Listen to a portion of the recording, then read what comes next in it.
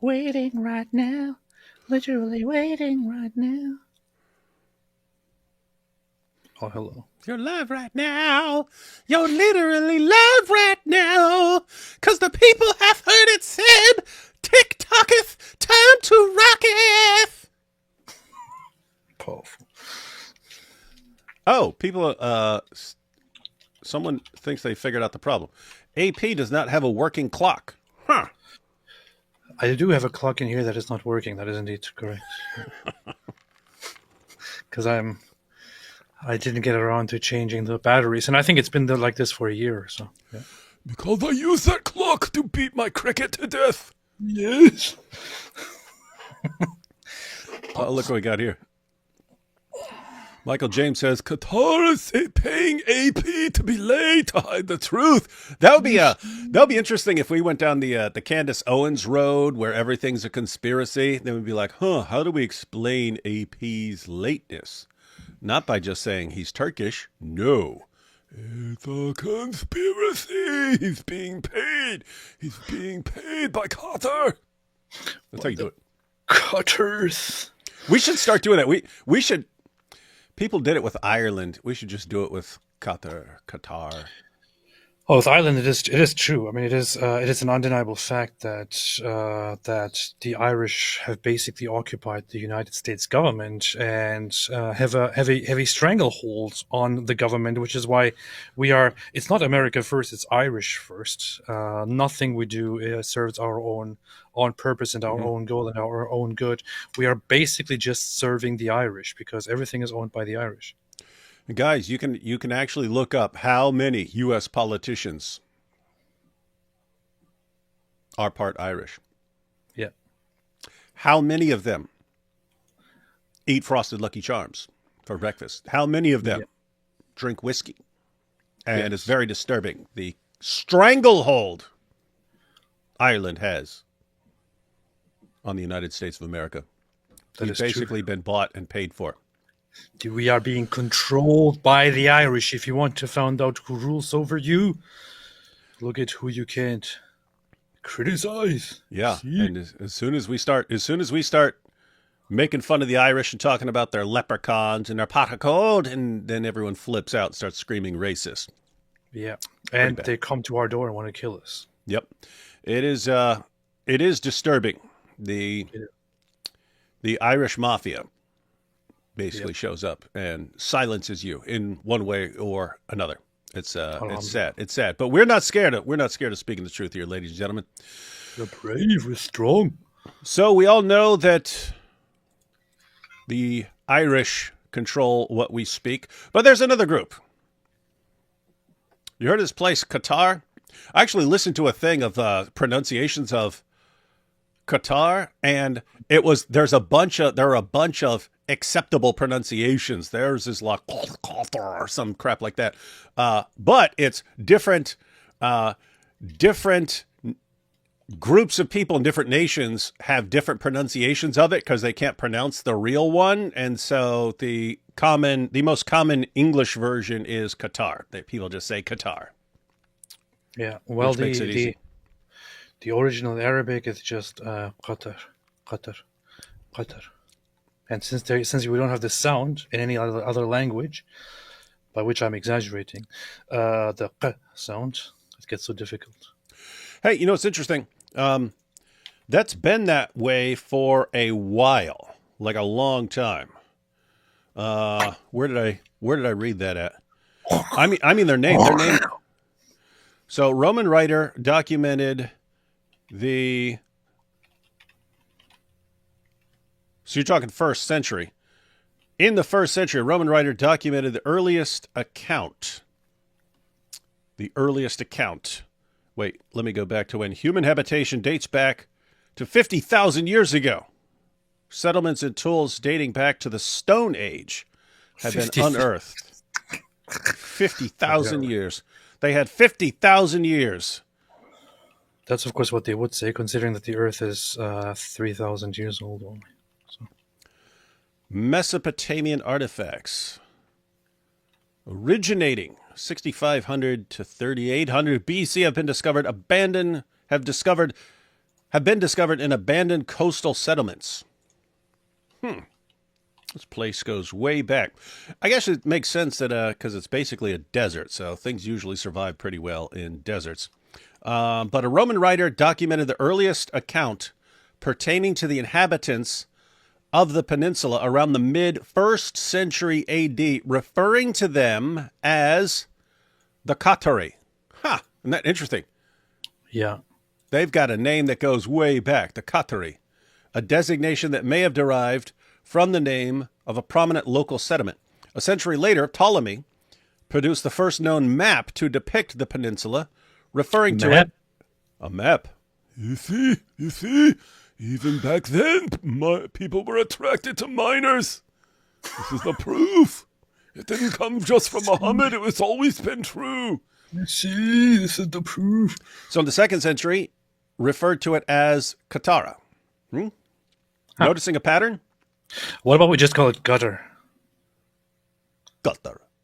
Gutter. Like the gutter. Like it might have the That's gutter. actually one of the pronunciations. Look, check it out. So the term Katara, inhabitants, Katarai, was exclusively used until the 18th century, after which Katara emerged as the most commonly recognized spelling. Eventually, and here's where you're right, eventually, after several variations, Qatar, Qatar, and Gutter, the modern derivative Qatar, was adopted as the country's name. So anyway, they came up with multiple variations, and yes, gutter is one of them. Welcome to the gutter, ladies and gentlemen. The gutter. The gutter. Powerful. This is powerful stuff. AP, did you get a clock for Christmas? No. How dare you? The clocks are blasphemy. There you go. His clock is not broken. It's Turkish. That's true. It's the perfect. It's the perfect clock for the Turkish. So anyway, AP. Yes. Visegrad. I looked up what that meant. It means citadel. Do you know that? I just know that it's an old city in Hungary, and then it developed into a whole political important thing. Whatever. Yeah, the meaning of the word is citadel, and it became adopted as a place, and now it's adopted as an alliance between four countries. I think it's Poland, Czechoslovakia, Hungary.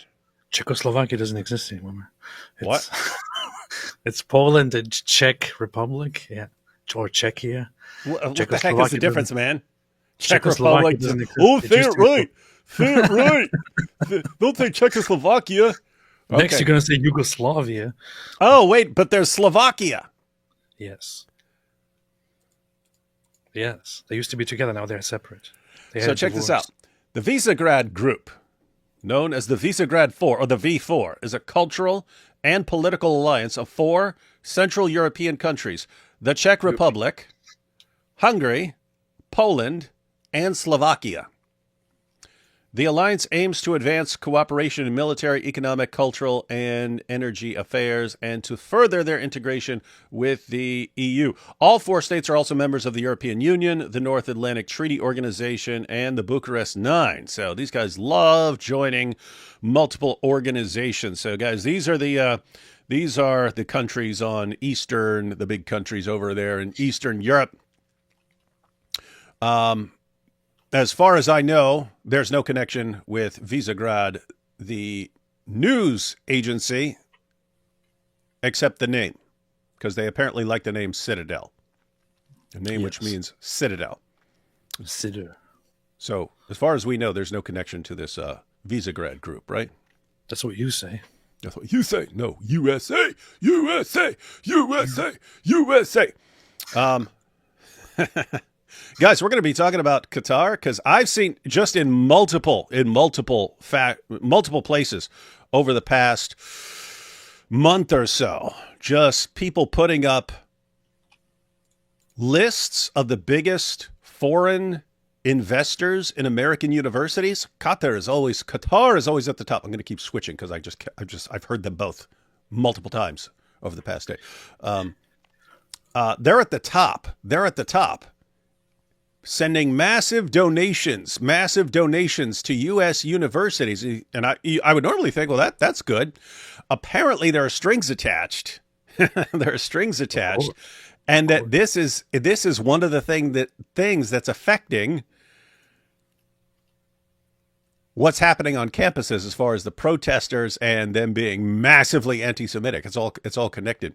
And when you look at how much money this tiny little nation, this tiny little nation has spent in under 20 years, and how much they've purchased around the world, US, UK, across Europe, how many mosques they've funded. And here's the thing, they'll also fund mosques, right? They'll fund the construction of mosques or buying places for mosques, but then as a condition, they get to say who runs the mosque, right? They get some say in who the imam is. Why is this problematic? Qatar is best buddies with the Muslim Brotherhood. This is interesting stuff. And that's why why did I title it? Like, are these guys more dangerous than Iran? I'm always more concerned with someone who is slick and smart about what they're doing than I am about, Iran. We're just going to pay everyone, all these foreign terrorist groups to blow you up. Oh. Okay, you're going to do a lot of damage really quickly like that, but people will catch on and people will eventually crush you.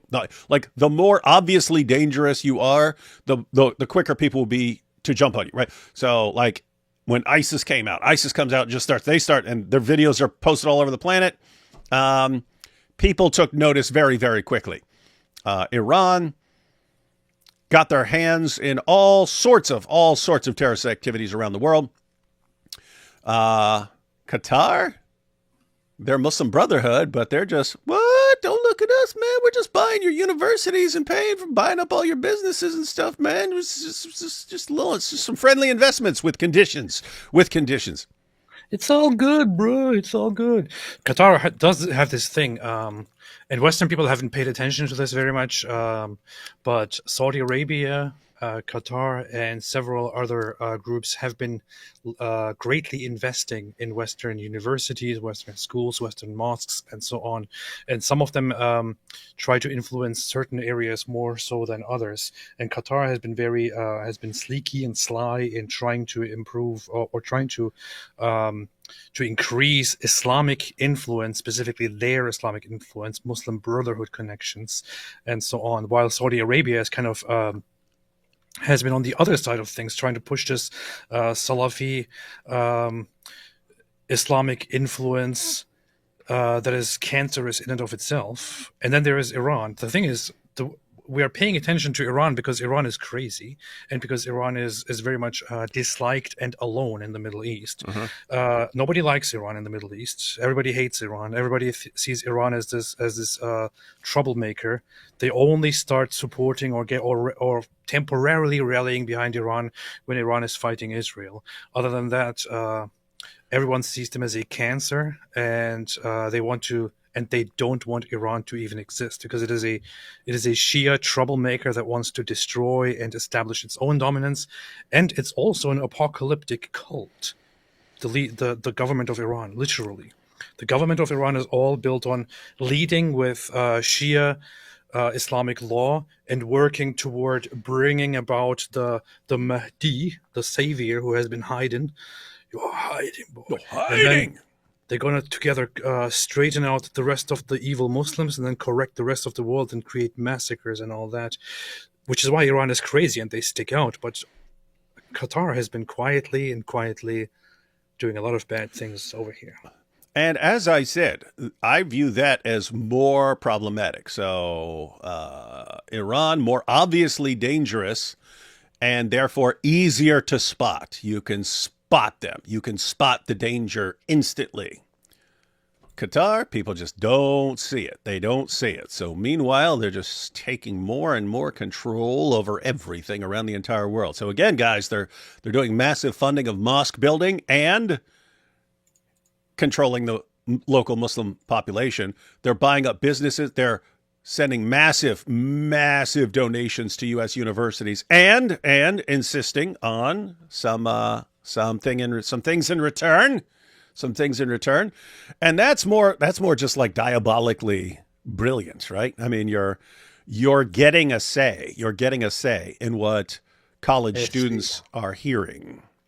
Yeah. Let me just pull up a map so everyone knows what we're talking about. Just going to pull up down in Kikuchu. CA, let me pull up a map. Darn, why didn't I think of that? Let me pull up a map. Picture of Daniel Hikikuchi pops up. But CA here says Clandace is bought by Qatar. You see? And that's, keep in mind, think about this. Candace Owens. I mean, just imagine what she would say if she were focused on Qatar doing all the stuff it's doing right now. Wild, wild stuff. But you know what I liked about Qatar, AP? And so here's a map of the Middle East, ladies and gentlemen. Notice you got that giant Karapol up top, Turkey, right? Then you have Iran. We're familiar with Iran. Look at Iran. Big place. You got Egypt all the way over there on the left. You got Saudi Arabia in the middle at the bottom. And off towards the right of Saudi Arabia, right there in the Persian Gulf, there's this little tiny peninsula, Qatar. And I like that little peninsula because it looks like Saudi Arabia whipped it out and started peeing across the Persian Gulf on Iran. That's what it looks like. What they do. That's what that little tiny country looks like. It looks like Saudi Arabia. It looks like, look, Saudi Arabia, we pee on Iran with Qatar. Qatar is the name of our wiener, you see. We should start. Since Qatar looks like a pee-pee going pee-pee on Iran, we should start using that. We shall. We should start using that as slang for pee-pee. All right, so guys, that little tiny place, we're gonna check it out. These guys are actually controlling a lot. They're controlling a disproportionate amount of the world right now compared to the tiny little country. And it's like so many other places in the Middle East would not have a lot right now, but they just happen to be on an ocean of oil and natural gas. And they can pump all that stuff out. They're right there on the Persian Gulf, and there's an ocean of it underneath the water in the Persian Gulf. And so they can just dig down in their own country, and they're getting that good oil that's flooding in there from under the Persian Gulf. Lots of money. Big bucks. And I have to say, I mean, as evil as they are, because we know their intentions, we know that they're actually doing. They're pretty smart with their money, I have to say. They're just pretty smart with their money. They're not wasteful with their money. And then they're doing things like making sure that they get like the World Cup and big sporting events and all kinds of things. Smart. Everyone loves Qatar. And it's something like, they're only like 300,000 citizens in the country, even though they have millions of people there. They're only like 300,000 actual citizens of Qatar. The rest are like workers and stuff like that they bring in. So you're talking like a population of a couple million, but only 300,000 of them are Qatari citizens. The others are like hired workers and so on. So interesting stuff. Let's take these first couple super chats, and then we will check out a video by Visegrad where they put some stuff together, and then we'll look at a couple of other issues. We'll look at some of the things they're funding and so on. Let's see. Qatar is a key member of the World Economic Forum, has power at the UN, and is a CCP ally. So yeah, in my honest opinion, much more dangerous than Iran. Merry Christmas. Nice. Very nice. World Economic Forum is based. Super based. If Momo heard Merry Christmas, he would ask how old she is. Nice. Hey Rick, did you come up with that, or did you hear it from somewhere else? Because I want to steal that. I'll keep that in my pocket for next year, and then steal that. But I don't know if it's like already popular, and I just never heard it. And then people will be like, "Come on, David, we've heard this before." It's pretty good though. Yeah, it is. That'd be a good little cartoon. Merry Christmas. Oh wait, No, you could also do that with a Dawa guy, like a picture of Ali Dawa. You know how people set up the picture so it looks like there's a conversation? You know, someone say, Merry Christmas. And then Ali Dawa goes, what? How old is she? Do that.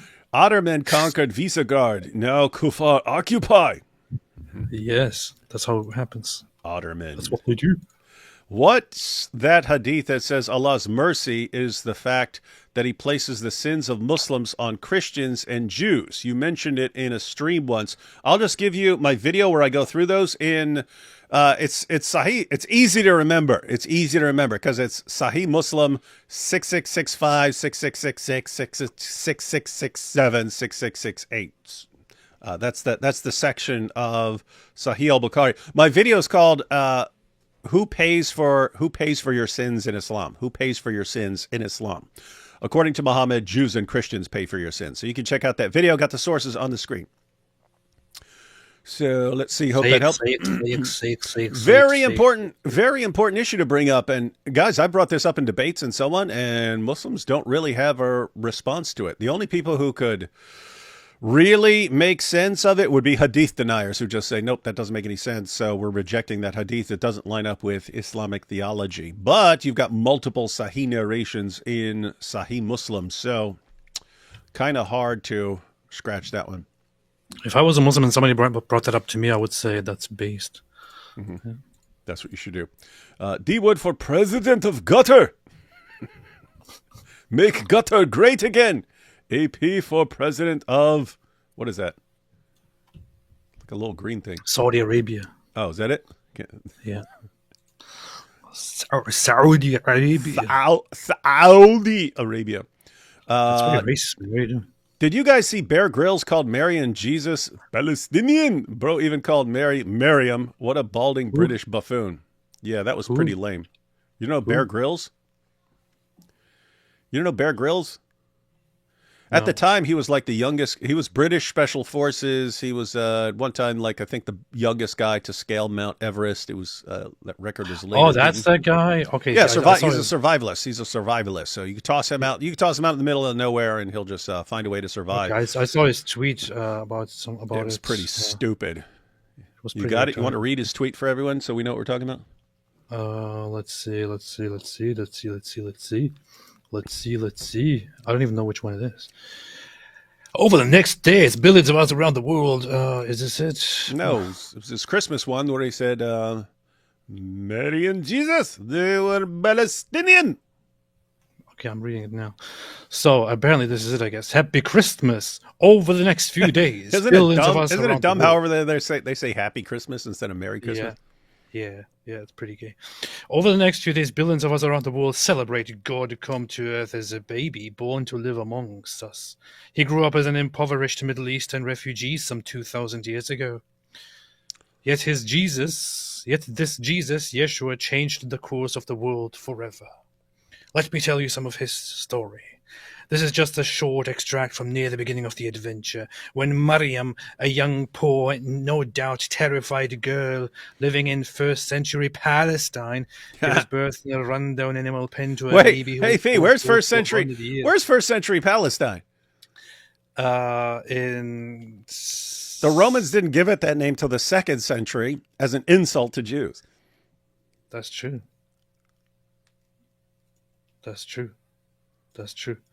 A baby who was foretold for hundreds of years, yet she was not alone, and she never would be, because this was the moment that God Almighty broke into our fallen world in person.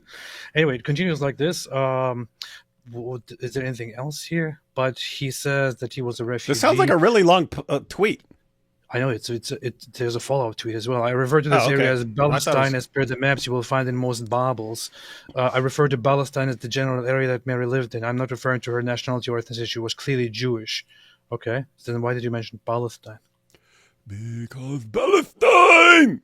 And plus, why is he referring to Jesus as a refugee?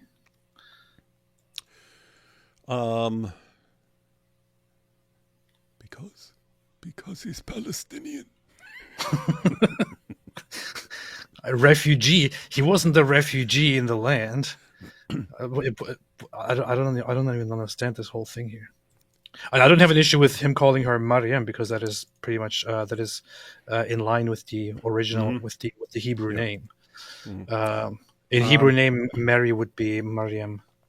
Hey, wouldn't it be funny? Wouldn't it be funny if he responded like one of the Dawa guys, and so you're like, "Hey, Bear Grylls, what do you mean by this? This sounds kind of weird. What do you mean by Palestinian?" He's like, "Look, why don't you they drop both of us in the middle of the Sahara right now, and we'll see who knows how to survive, and then you will see I'm right."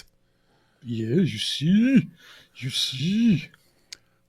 Qatar hosts Muslim Brotherhood, Taliban supported radical Islamists and jihadis in Europe, and Erdogan and U.S. needs to count Qatar responsible for October 7th. That's interesting. Did Qatar have any hand, as far as we know, in October 7th? I know Iran did. Yes, They they did. did. Ooh, what? Qatar has been the main source of income of Hamas for many decades, under the excuse that they're just forwarding humanitarian aid to Hamas so that they can serve it to their civilian population and all that. And Israel, while checking much of what Hamas does with the money, did allow Qatari funds to go into Gaza, because the idea was, if that happens, it will pacify Hamas and prevent terrorist attacks from intensifying. But then October 7th happened. Yeah. And guys, again, that's the rough part, because you can find out a country's doing all sorts of things, but you're like, but they're sending so much money to schools. Yeah, they are. And there are strings attached. The other Randy said, Bear Grylls survived at the nearest 5-star hotel to those sites. Since you're not too familiar with AP, you probably don't remember. So he had he had his show. He had his show. I forget what it's called. I know the other guy was Survivor Man. He was more laid back. He would just, like, wherever he got dropped off, he would survive. He would just stay in that. He would just kind of stay, and I guess the goal was to like stay there for 5 days or something like that, and wherever he was. Whereas Bear Grylls, it was more action packed, because wherever they dropped him, he would try to get back to civilization. Anyway, he would build a shelter, and it would show him going to sleep, and then it would show him waking up. But what they wouldn't show, and this got exposed later, is like he would actually just be going to nice hotels and stuff overnight. So he built a shelter, and he okay, cut. All right, let's go to the hotel. So he wasn't doing all the stuff that he was supposedly doing. Oh, wait a minute. What? I didn't. Okay, apparently his original tweet was different. He deleted his original tweet. Oh, okay, that makes more sense. He deleted his original tweet. What was that? His original tweet, which he deleted after being corrected per community notes, says, "Happy Christmas in these next few days." Okay, is this one way shorter? It just said this is a short extract from near the beginning of the adventure when Mariam, a young, poor, and no doubt terrified Palestinian girl. AP. He deleted that part and wrote it again without the Palestinian. AP, if you were to go to Mary and say, hey, you're Palestinian, would she have any clue what you're talking about? Most likely she would have no idea at all. No clue. So, guys, the Palestine was an offensive name given to the area, named after the Philistines, enemies of Israel.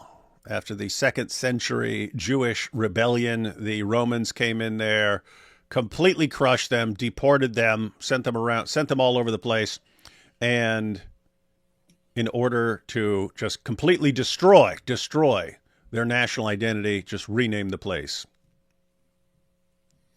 Powerful. Jews have consistently referred to the place as Israel, as land of Israel. They never adopted the naming of Palestine, except that they used it here and there to in international correspondence when talking about the land to make it easier.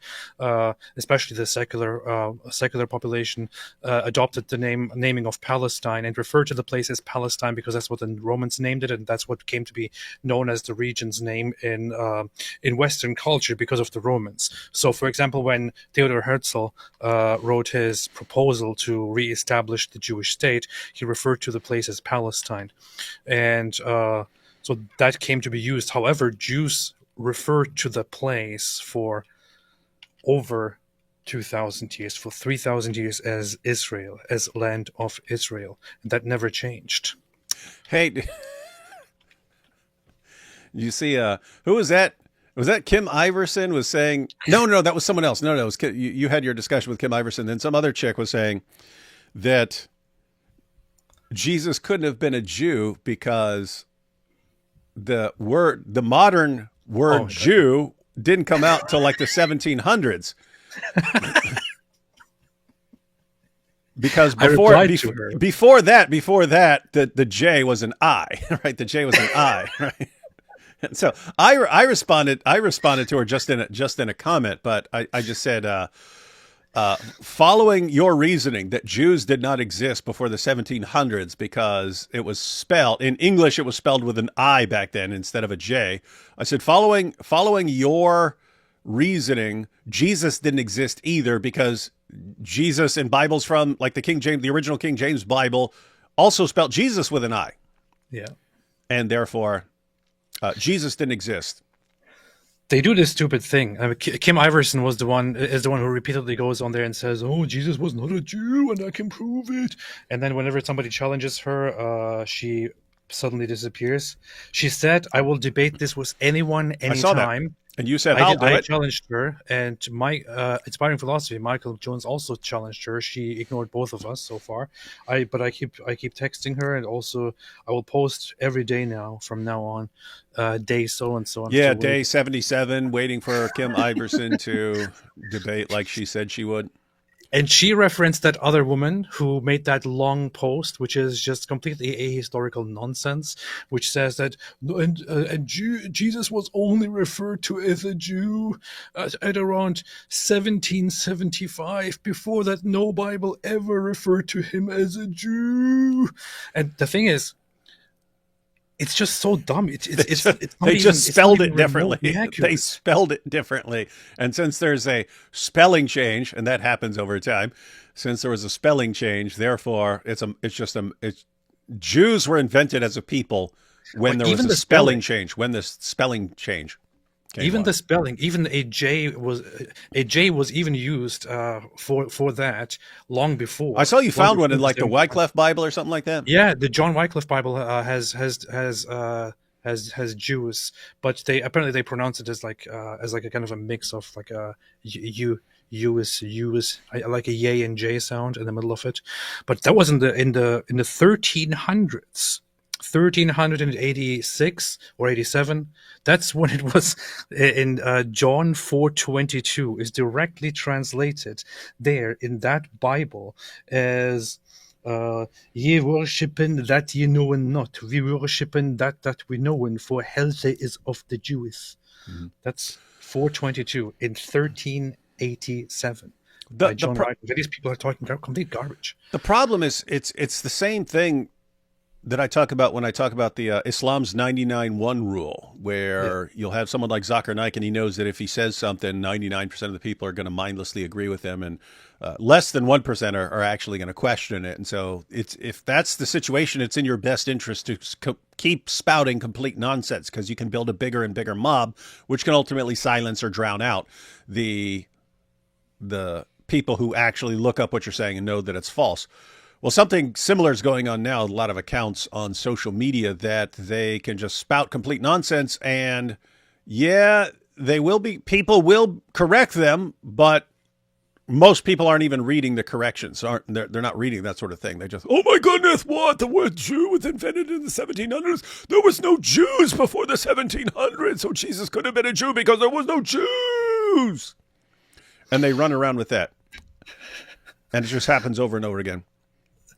It's the pathetic thing is that Kim Iverson, for her part, she even within just a few hours, she changed her position. Her original point was that nobody referred to Jesus as a Jew until around the Holocaust or something like that. She went from that position just within a few hours to actually after the late 1700s, and then went from that to possibly before, but not in the same sense.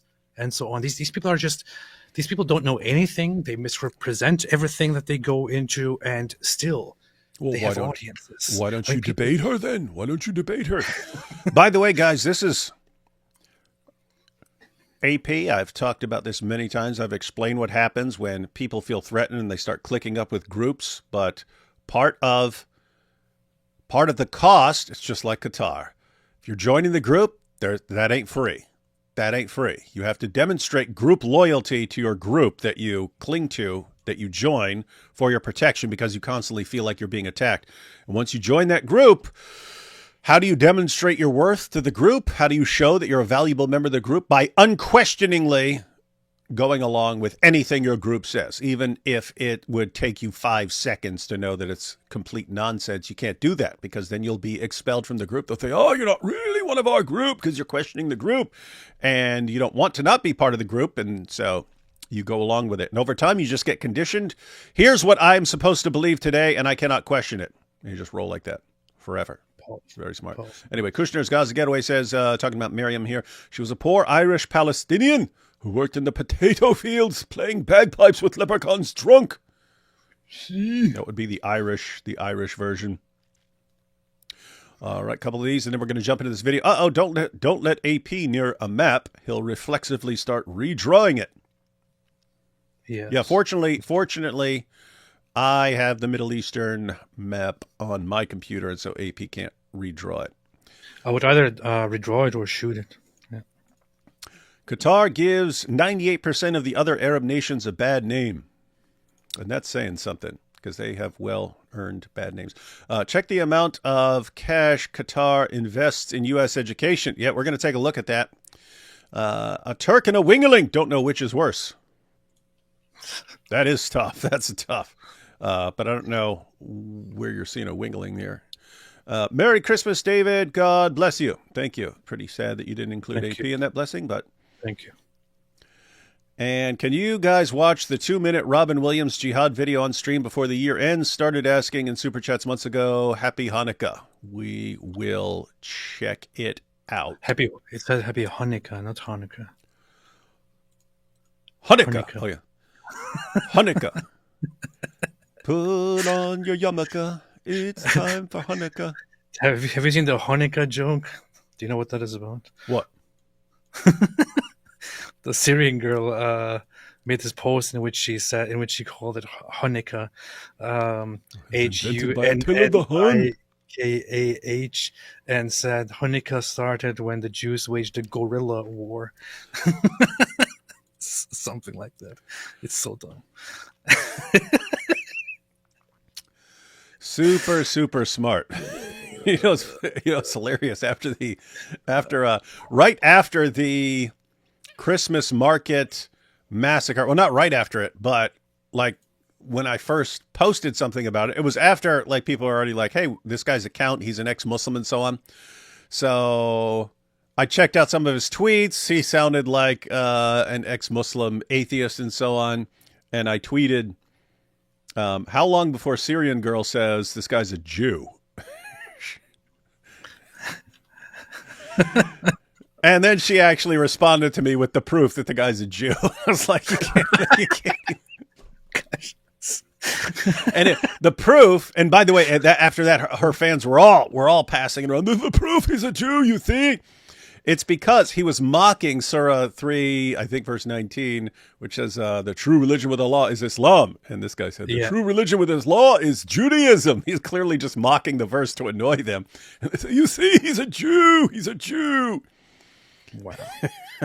There's a problem when you got people who are desperate to blame everything on the Jews and who don't understand mockery, sarcasm, joking, anything like that. It's the Jews. You see? Let's see. Jesus would teach and preach from the Torah at the synagogues because he was a Muslim, and that's what they do. That's what all Muslims do. They go to synagogues and preach from the Torah. Jesus' family fled to Egypt, so they were refugees. Yeah, AP said they weren't refugees when they're in the land. Yeah. Goat Hub says Turks are more physically dangerous, but wingelings poison the soul. That's true. That's true. Got to stay away from both as best you can, except Hatun, she's good. She wanted a good ones. Hatun's one of the good ones.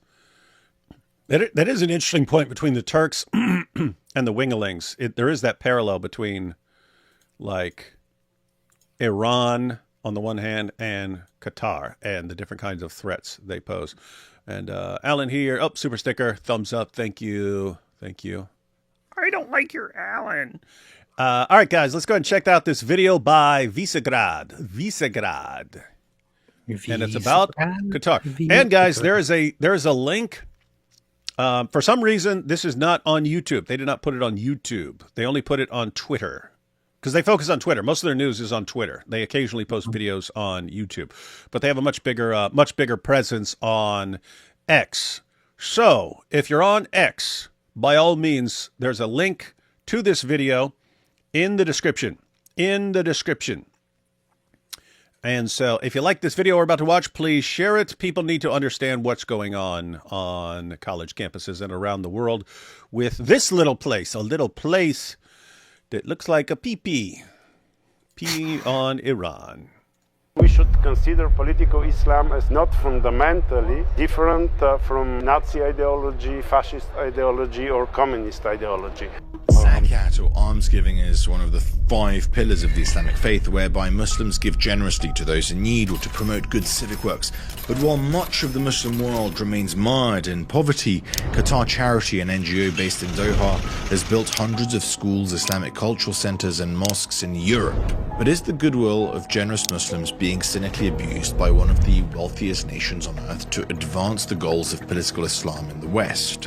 What are Qatar's generous goals? Flagrant one is like building mosques, bringing money from the outside, and actually paying their way into creating all kinds of NGOs that are actually based here and that can access the institutions. This is the institutional infiltration. In Croatia, they also financed a mosque that was built in the city of Rijeka. This is in some way Islamic colonialism, or they're funding the spread of the Islamic religion. Qatar is the main source for the money who was used to build a big mosque in Ljubljana. And when I leaded the secret services, we had given a warning that that's not good because I like this. We're warning. We had to give them warning because there's no free lunch, meaning they're not just doing this for free. But guys, what's interesting here is they're interviewing people from all over the globe. They're interviewing people from all kinds of countries, and people in all kinds of different places are saying the exact same thing. Qatar is flooding our area with money to build mosques and such. Mosques, Islamic schools, and so on. Why is this disturbing? Again, these guys are not connected to some super peaceful version of Islam. This is Muslim Brotherhood stuff. They're connected to the Muslim Brotherhood. Anyway. There is no free land. What's that? There's not really much of a choice. It's all just going to be a bunch of non-peaceful garbage. Yeah, and I'm looking at Iran. Iran, because they're, as you pointed out, they're actually nuts. They've got insane leaders, and their only supporters in the country are the most radical groups that want to bring about the end times and so on. And so that makes them very, very dangerous. But you see them coming. It's obvious. It's obvious that they're dangerous. Then you have AP's place, Turkey. Because now, guys, this, what's it called? The Shia Crescent or whatever, that thing's collapsing. The influence of Iran is crumbling. And you might, in the very near future, see Iran as a nation be completely overtaken by the people and the Iranian regime just crushed. Turkey is, in my view, going to start taking the place, but it's going to be a Sunni version of what Iran was doing. But that's kind of local. Like Turkey wants influence over like the Middle East, that area. They want to restore like the Ottoman Empire. Qatar is different in that it's putting its tentacles out into the entire world. It's like, hey, we'll focus on getting the world, buying the rest of the world. Pretty creepy stuff, but let's see. Alhamdulillah. I'll be right back. And because of that, I even got some threats with death and real big problems for me and my family. So this just shows that this is a very serious question. Qatar Charity gains its charitable reputation from the small donations it receives from private individuals, but its major funders are the Qatari royal family, the Qatari Ministry of Foreign Affairs, and the Qatari Development Fund. So guys, just to recap there, people donate to what this Qatari fund is doing, but the main backers are the Qatari royal family. It should come as no surprise that the charity's European goals reflect the ideology of the Qatari state, and its projects align with its close associates, the Muslim Brotherhood and Al-Qaeda.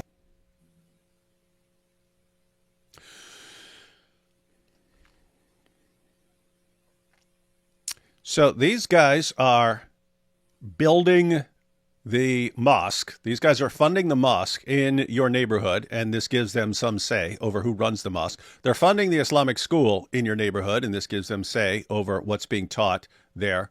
They're buying up, as we're going to see shortly, buying up huge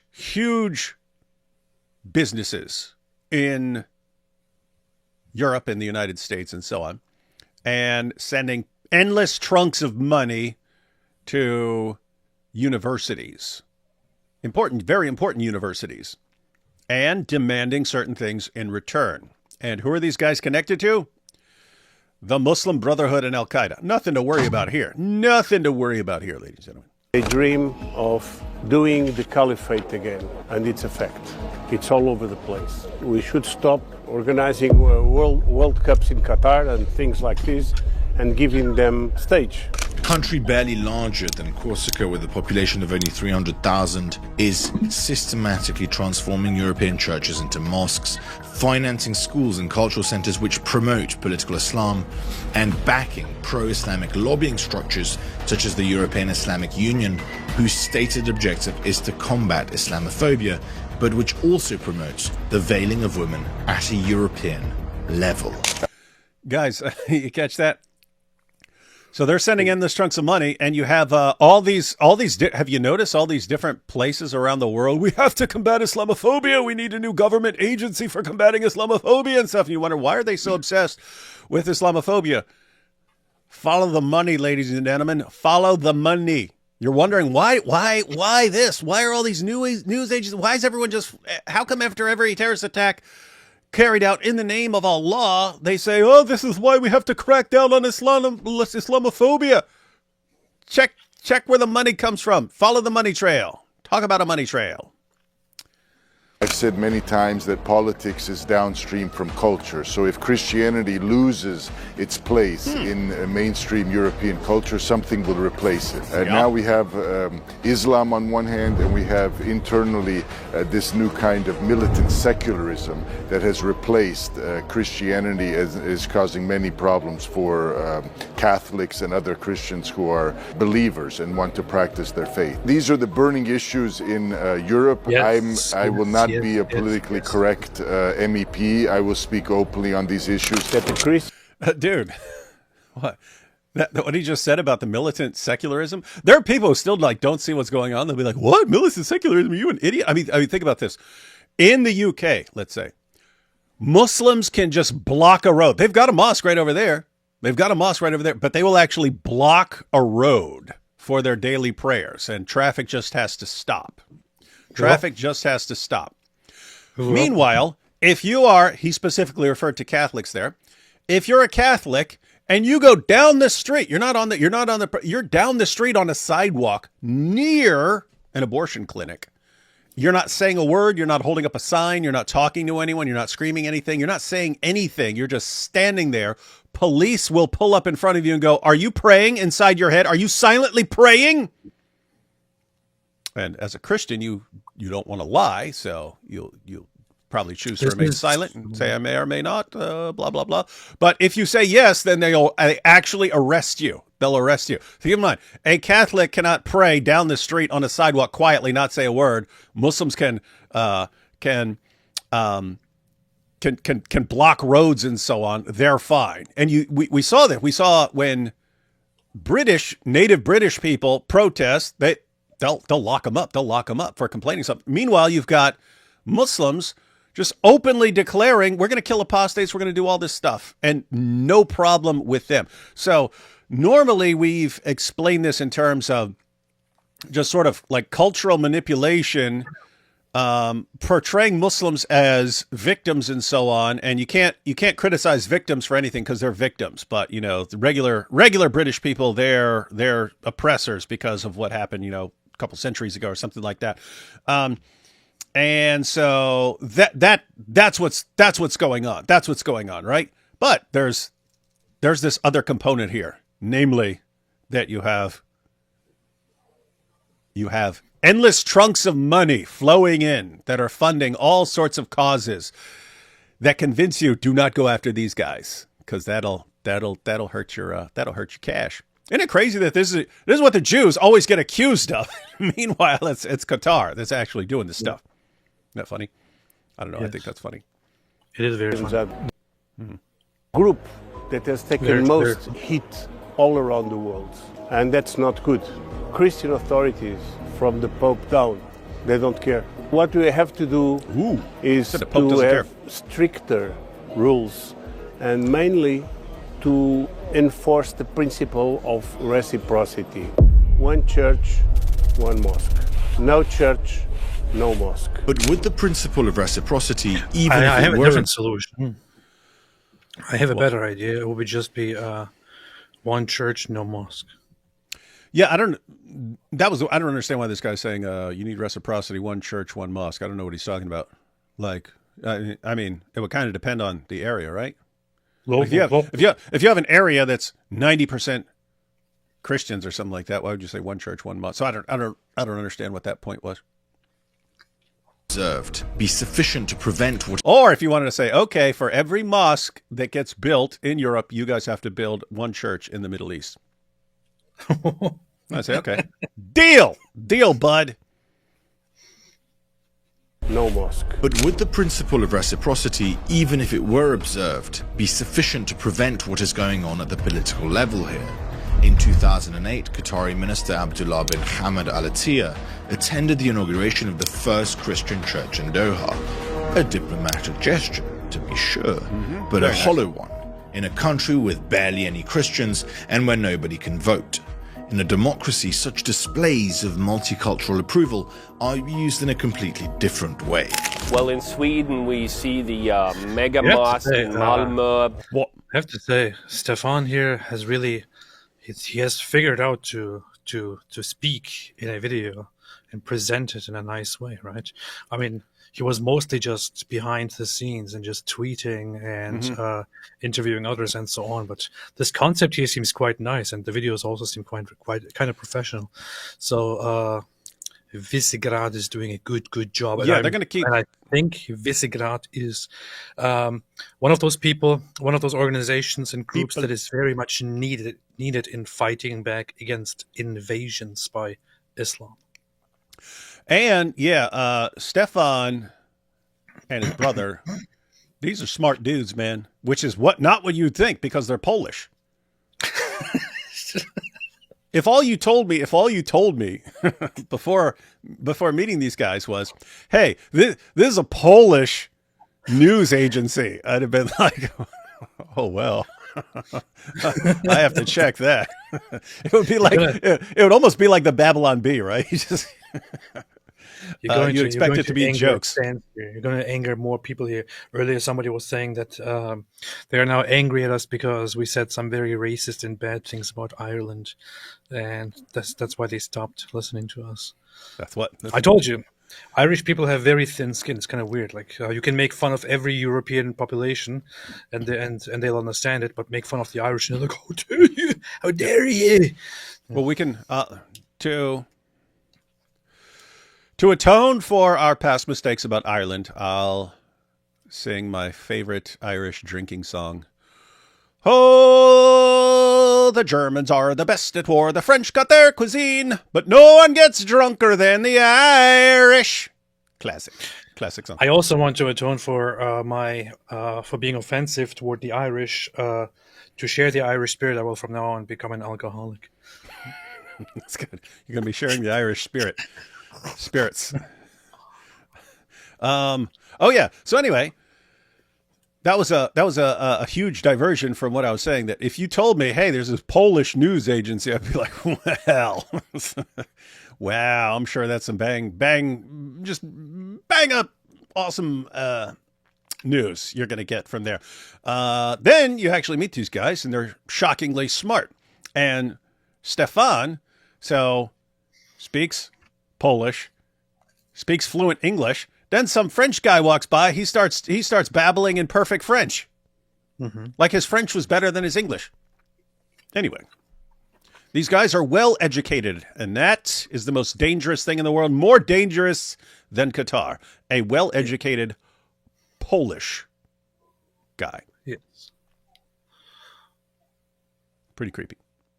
Being financed by Qatar, we see the social democratic mayor being there at the inauguration, and one has to ask oneself, is this a political strategy of the left to actually accept this development in return for votes? Yeah. And what would we call that? So we need to expose cynical politics by the left in Malmö, in Molenbeek, where there was an agreement between the socialist mayor and the imams that in return for votes, they will apply a laissez-faire policy vis-a-vis these radical mosques. I'll let you guys slide as long as you keep voting for us. The thing is, the thing is, I see these responses and these analysis and all that, and they usually call out one certain side, the leftist side that cooperates and panders very much to Islam and Islamists in order to get the votes. But it's not just them; it is in general. Populations in the Western world, especially in Western Europe, have become have become pushovers and have become very soft when it comes to things like these. A lot of the very same people who are very, very upset about mass immigration and Islamic influence and all that, when elections come about, go and vote for a party that supports these immigration moves. It's kind of a weird thing to see, because people, I guess, don't take it too seriously, which is why I think maybe we should find a different solution, like putting all Europeans in concentration camps and teaching them about Islam. That's a good idea. AP is just an unstoppable fire hose of solutions to the world's problems. You see that? You see? Radical mosques. So let's check out. I think this next guy's Spanish, and he's got a weird voice. Por supuesto que ahora mismo el principal problema de las sociedades en la Europa occidental. Do all people in Spain talk like this? I'm not talking about the language, ladies and gentlemen. I'm talking about the voice. Yes. I think I told you before, there was this guy. I was locked up with a guy. He was from Haiti. But he was one of those guys that talk like this. And so I just thought, like, Haitians talk like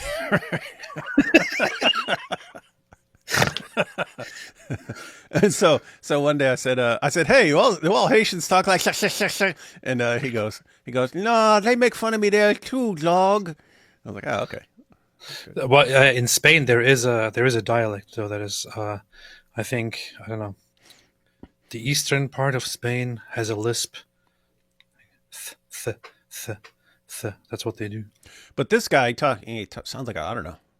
Like a weak frog or something. I don't know. Let's see. Por supuesto que ahora mismo el principal problema de las sociedades en la Europa occidental, España, Francia, Italia, Alemania, Holanda, Suecia, es la inmigración islámica que se organiza a través de las mezquitas. En España, en mi país, proliferan las mezquitas ilegales. Proliferation of illegal mosques. Preparando una gran mezquita.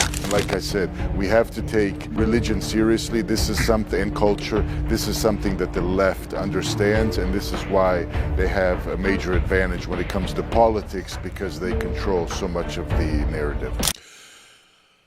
What he said right there, I actually noticed this back in the early 2000s as far as people on the left controlling the narrative. I picked this up. Me and Nabil were on the speech and debate team, and you actually go around to competitions. But I noticed that you're talking 90 to 95% of the people who were doing like speech events and so on were like far left. And I was just thinking all the way back then, because I'm not terribly political. If you wanted to, I can't consider myself right or left. Although now, because like left went insane left, I would just be right just by being so far from what the left has become. And that's how you ended up with lots of people who 20 years ago they were considered on the left, and now they're considered on the right. And even though they've never changed their views, but you would actually have to go like issue by issue and say, okay, David, this is the position of the left, this is the position of the right. Which one are you on? And it would kind of be issue by issue. But I noticed even back then, I was like, people on the far left are doing what? They're going into speech and debate, like communications. They're going into communications, how to communicate their views, and they're training to learn how to communicate their views most effectively. Then I mostly learned how to make YouTube videos and so on my own.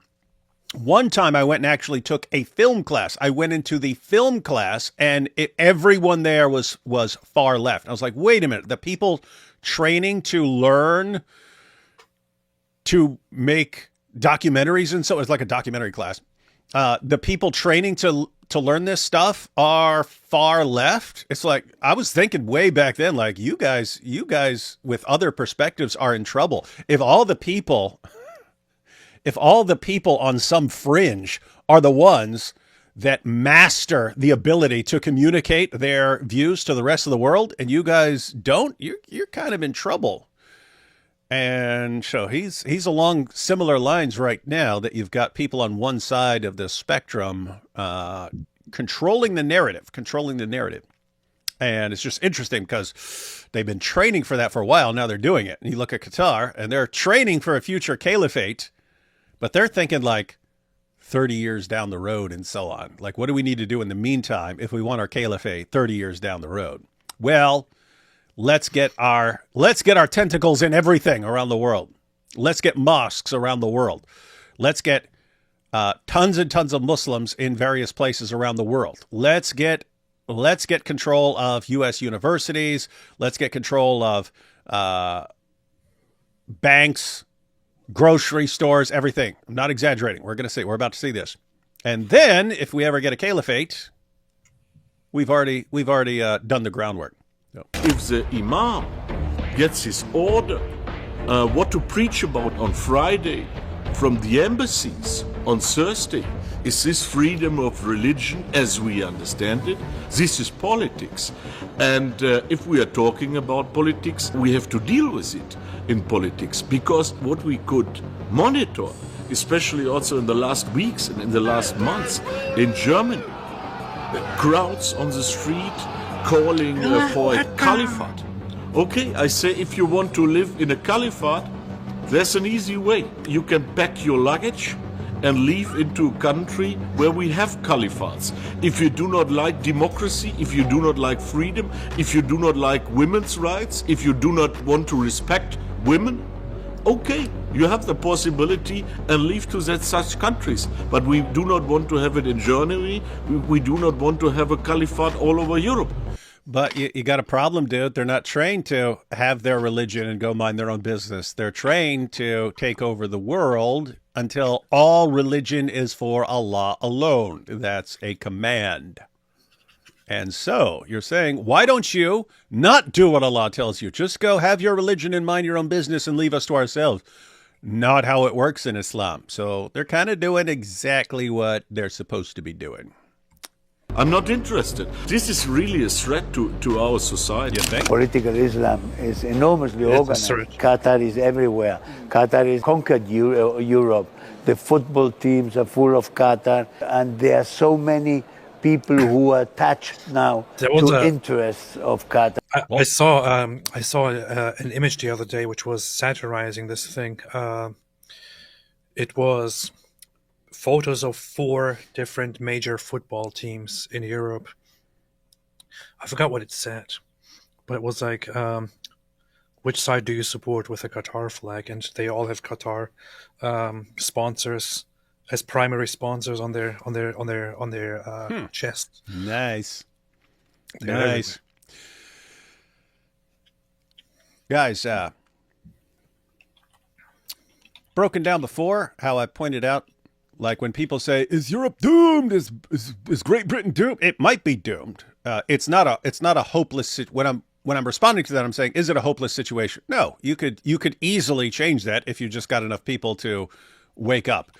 The longer you wait, the more you put it off, the more you put things off, the more difficult it's going to be for the generation that actually tries to deal with the problem. Unless you just never deal with the problem, and then Islam will take over. But assuming you're going to get really, really fed up with it, the tipping point is usually the amount of pain and anguish that's going to be caused by doing nothing is actually greater than the pain and anguish of dealing with the problem. Once that happens, then you can actually have some sort of change. Well, think about what Qatar is doing, because it's absolutely brilliant. They're increasing massively the amount of pain dealing with the problem.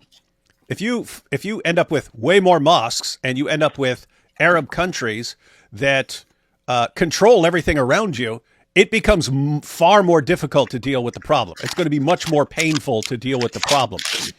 And so they're making it so that fewer people are going to want to deal with the problem, or are going to want to take the repercussions of dealing with the problem. And so maybe you put it off more. Maybe you put it off so long that you reach a point where it's too late.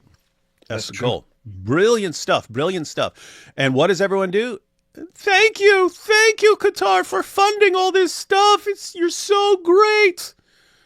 And then very soon, you're not allowed to criticize anything the jihadis on campus are doing, because that'll offend Qatar, and you don't want them to pull their bucks out of your school, right? Mm-hmm. Or who are being paid directly or indirectly. Is it possible to resist the caliphate without violating our own principles of freedom and democracy? I need to stay with my conservative principles that I'm committed to, which is that we need to have really the freedom of speech. These mosques, that's a different case, because we're talking about radicalization of those people. So the imams are teaching that, for example, violence towards some other people is okay. So when it comes to, violence, killing, all of that, so that should be banned. Terms like political Islam soften the reality of what is happening in Islamic infrastructure. Maybe you have to compromise some of your values in order to deal with some problems like these. That's the problem, right? That's a problem. Maybe these values were put in place and established to begin with for European populations, for Western populations. And yes, maybe it works.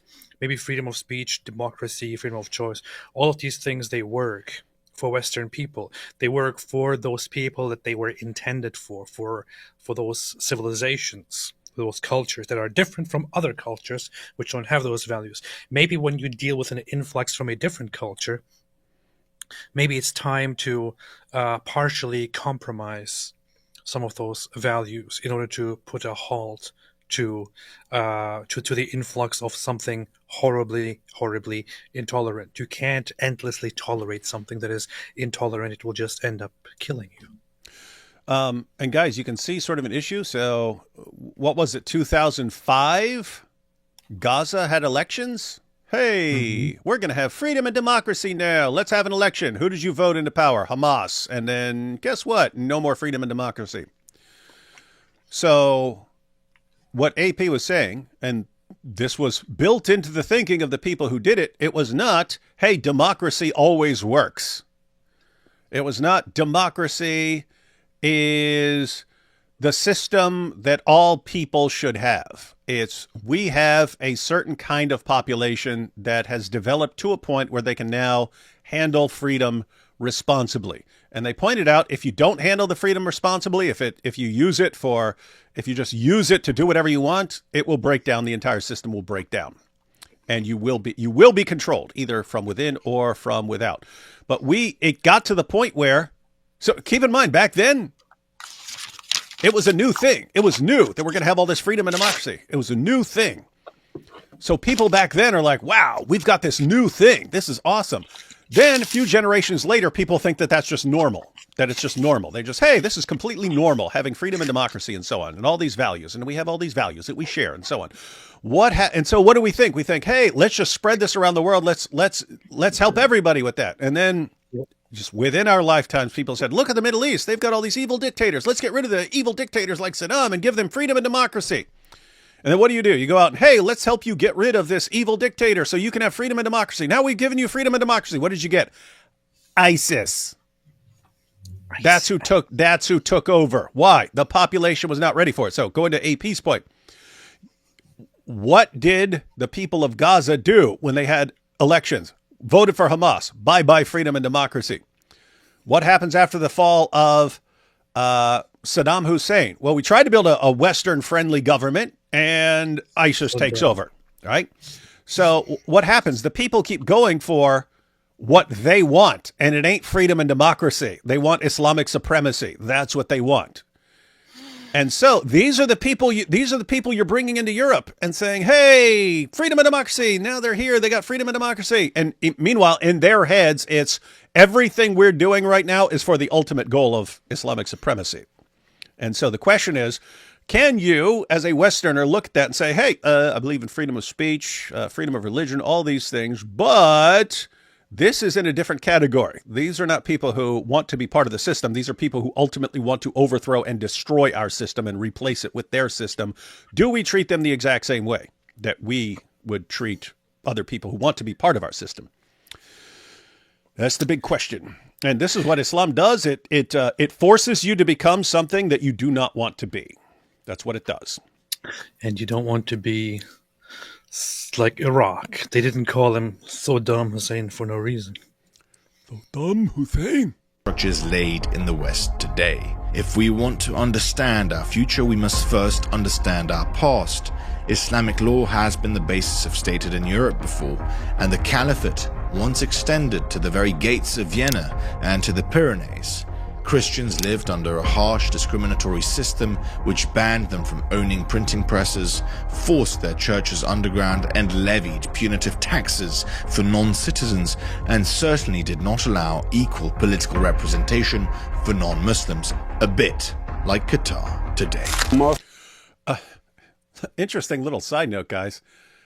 Interesting that this Polish guy remembers that. We talk about this quite a bit, that the people in Eastern Europe seem to remember a bit more about Islam because they had to deal with it more recently than, let's say, Great Britain or Scandinavia or something. The people in Eastern Europe, it's still in their memories of dealing with Islam in the past and what it did.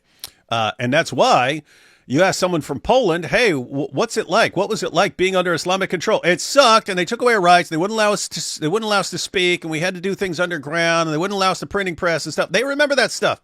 You go to someone in Britain, what's Islamic rule? Oh, it's the greatest thing in the world, man. The golden age. It's the golden age of the universe, man. When Islam ruled, it was so great. Because they have no freaking clue what they're talking about, and they listen to their idiot professor at a university funded by Qatar. Morons. Polish were based in history. They're pretty, yeah. Dumb? Yes. Thieves? Yes. Based? Yes. Well, they were based before the 20th century, but then, yeah, things went south. Not frighten us by itself, but of course there are two more things that should frighten us. One is the interference of foreign countries, so foreign state-level political influence in our countries, in our nations. And second one, maybe more importantly, as I said, the totalitarian doctrine of political Islam. We should consider political Islam as nothing, not fundamentally different from Nazi ideology, fascist ideology, or communist ideology. Based. Very, very based, dude. And I think what he's getting at there is they actually have categories for Nazism and so on in certain European countries. Like you can't have a copy of Mein Kampf and so on. You can't buy it in certain places and so on. So they actually cracked out. They don't treat all political ideologies as equal. They said, nope, your political ideology is dangerous and unacceptable. Sounds like he's saying put Islam in that category. Put Islam in the category of dangerous ideology, which it is indisputably. It is a dangerous political ideology.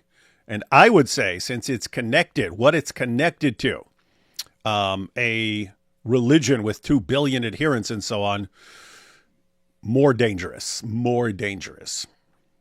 Unfortunately, he says political Islam. It is just Islam altogether. And of course, I get it. If you just say Islam, everyone everyone starts freaking out and screaming, I don't know, what did you say? So saying political Islam might be a little bit safer as a small approach. However, in Germany, for example, Nazi symbolism, Nazi ideas, and so on are treated with very, very much disgust and are outlawed and all that.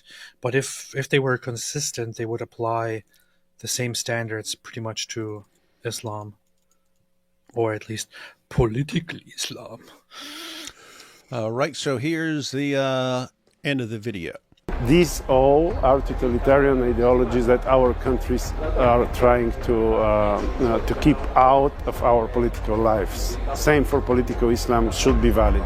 If we want to keep our democracies, our secular enlightenment, and our freedoms, we must not tolerate revealed dogma as a source of... Wait a minute.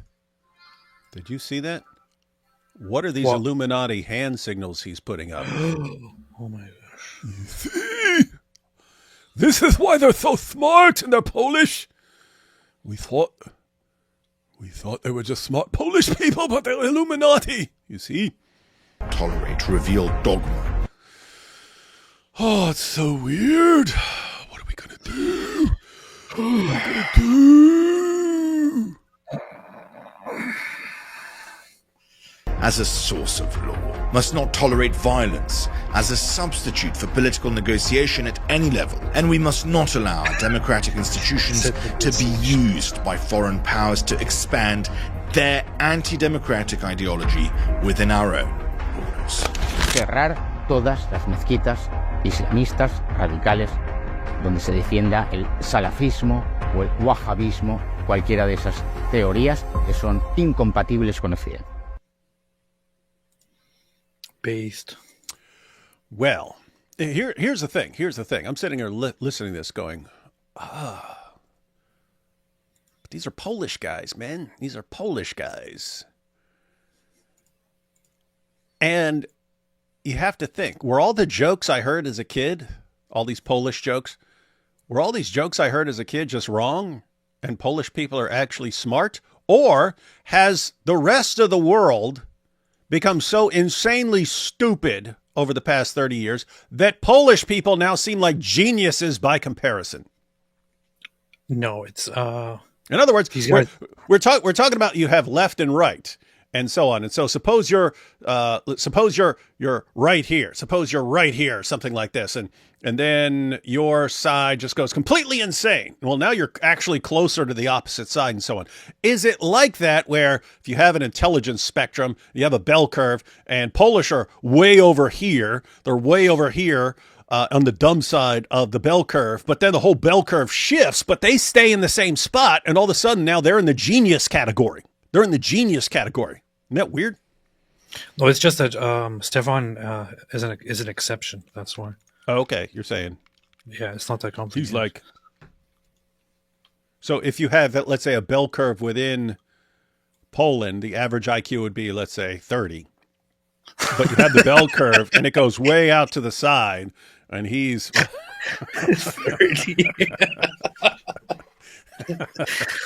30. What's funny is I don't know what kind of sense of humor Polish people have. I don't know if we have this ongoing problem of people not understanding when we're joking and we're just running our mouths and making things up. So we get all these messages afterwards. Like, I'll never watch you guys again because you did this. Like we're totally. No, I always had respect for Polish people and Polish culture and all that. It's nice to see that they haven't one of us. that they haven't become part of that whole ridiculousness of Western culture where people just become completely stupid and go, okay, let's just tolerate everything and anything and be stupid. I guess it might also have to do with Poland is a very nice thing. It's like a coming together of Western culture and Eastern European culture. It's kind of it's a very nice blend, a very nice mix of those. So while it looks very much Western, it hasn't been infected with most of the really ridiculously stupid progressivist woke ideas that have ravaged the Western world, and that's a very, very good thing to see. I'm very proud of Visegrad and hope they continue with this mission, which makes me think they've always said forever that they want to work together with us, and this is kind of long in the waiting still. Powerful. Smart guys, smart guys. All right, let's go through some super chats, and we're going to look at where some of this money is going. I'm just going to pull up an article. Is the Turkish Wingling Groyper axis of evil funded by Qatar? Just asking questions. Yeah, well, yes. We don't know exactly where the funding is coming from, but that would be a good guess. Yes. Can you go deeper with the funny voice? It makes everything have more clarity. Like the hospitals that are gone in Gaza is definitely worth your best funny voices.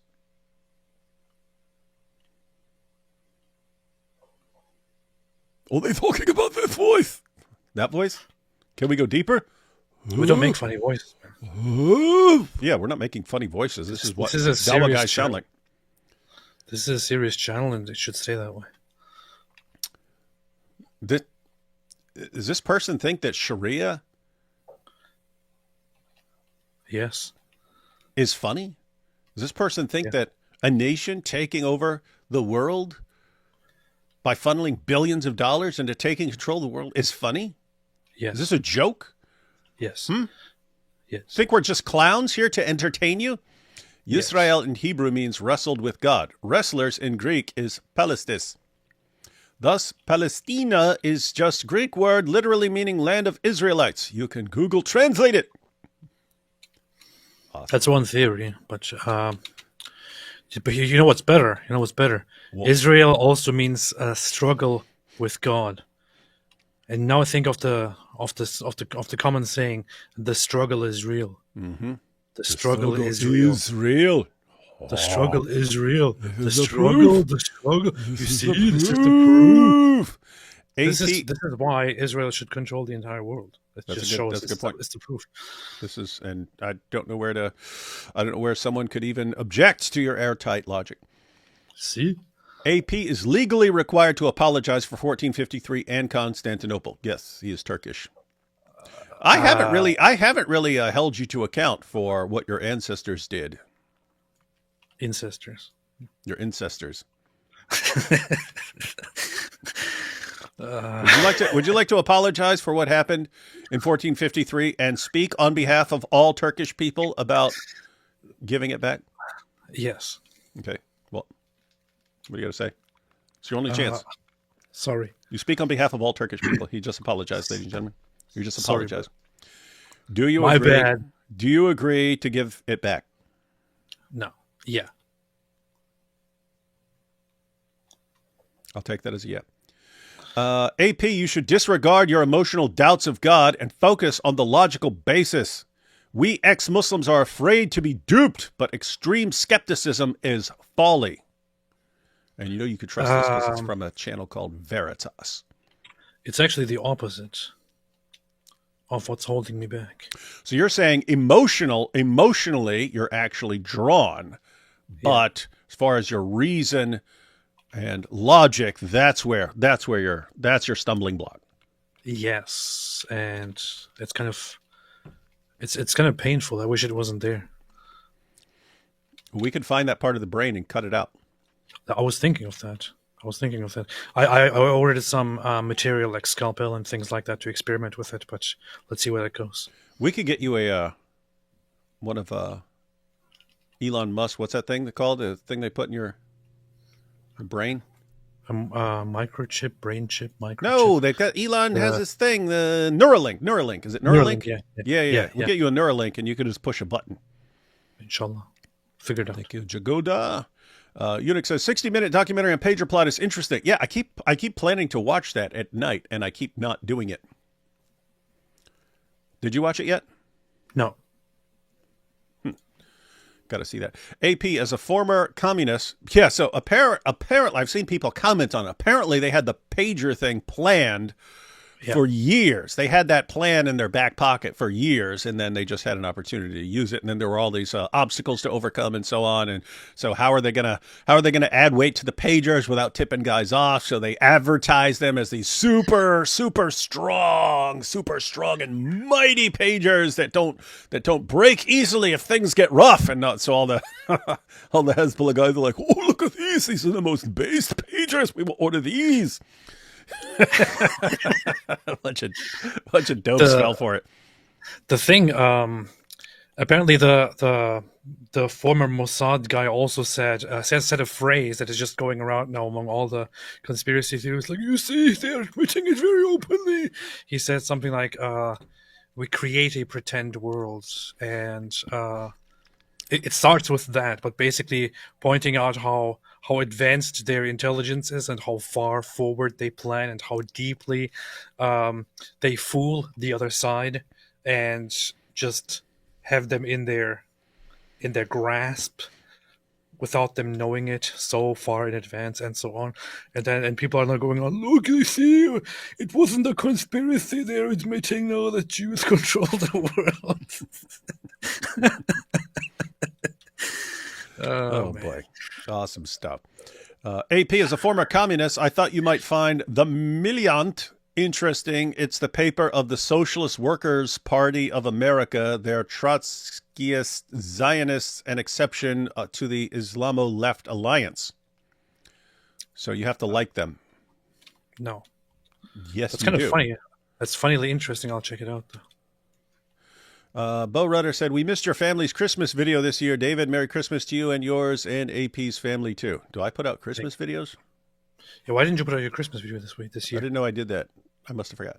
Contrition for showing Croatia's... I know I have at certain points in the past, but I just think I do that periodically. Contrition for showing Croatia's representatives in the European Parliament, Stipo Bartulika.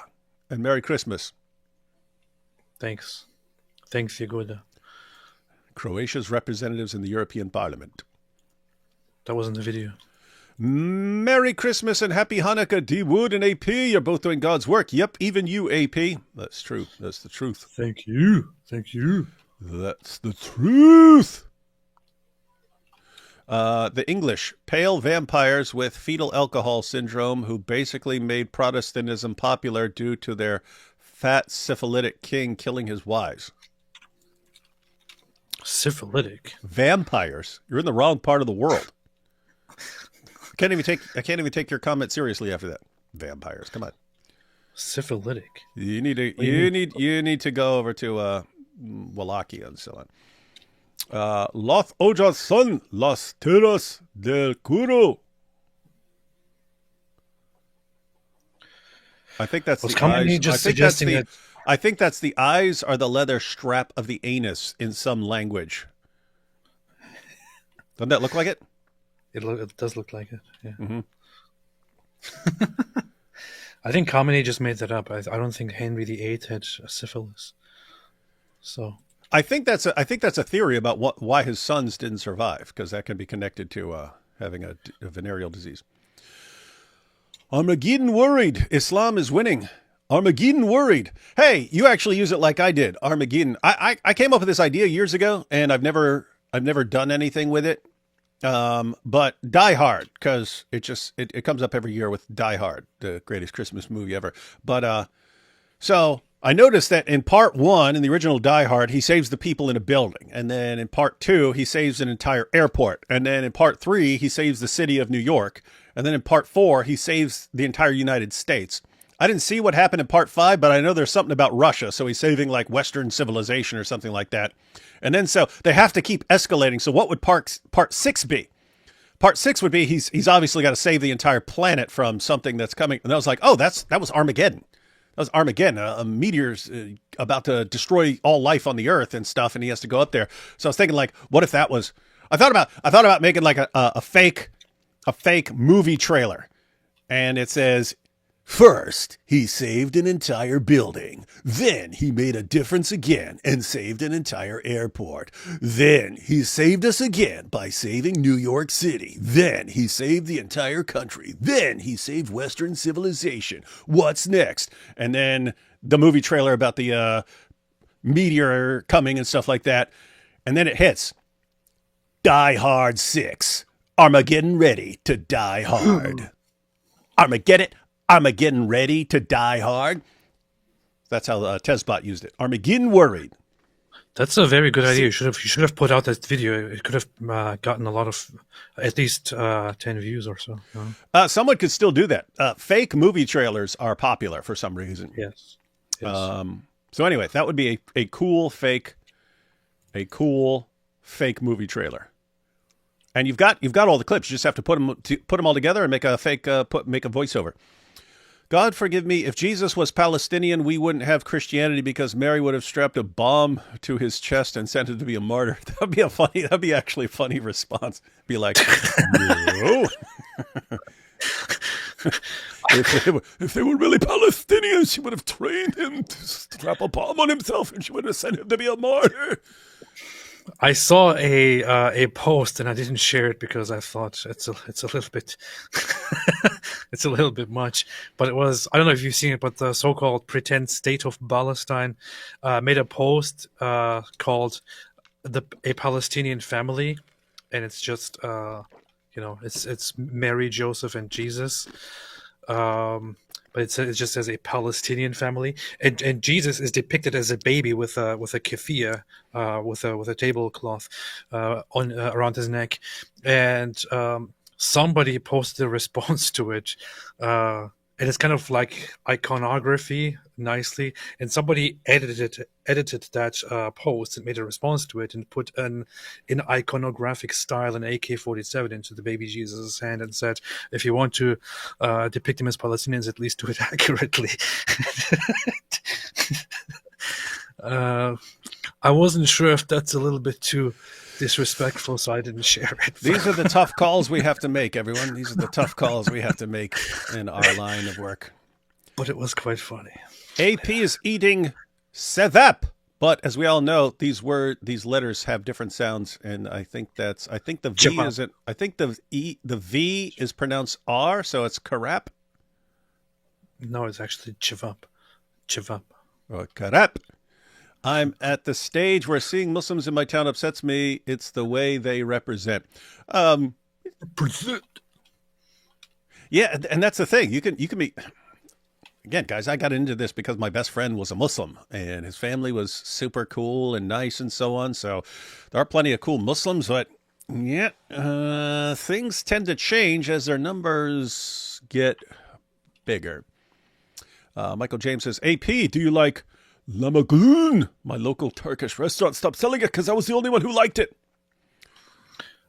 I do like it, depending on who makes it. Oh, so you know what that is? It's Turkish pizza.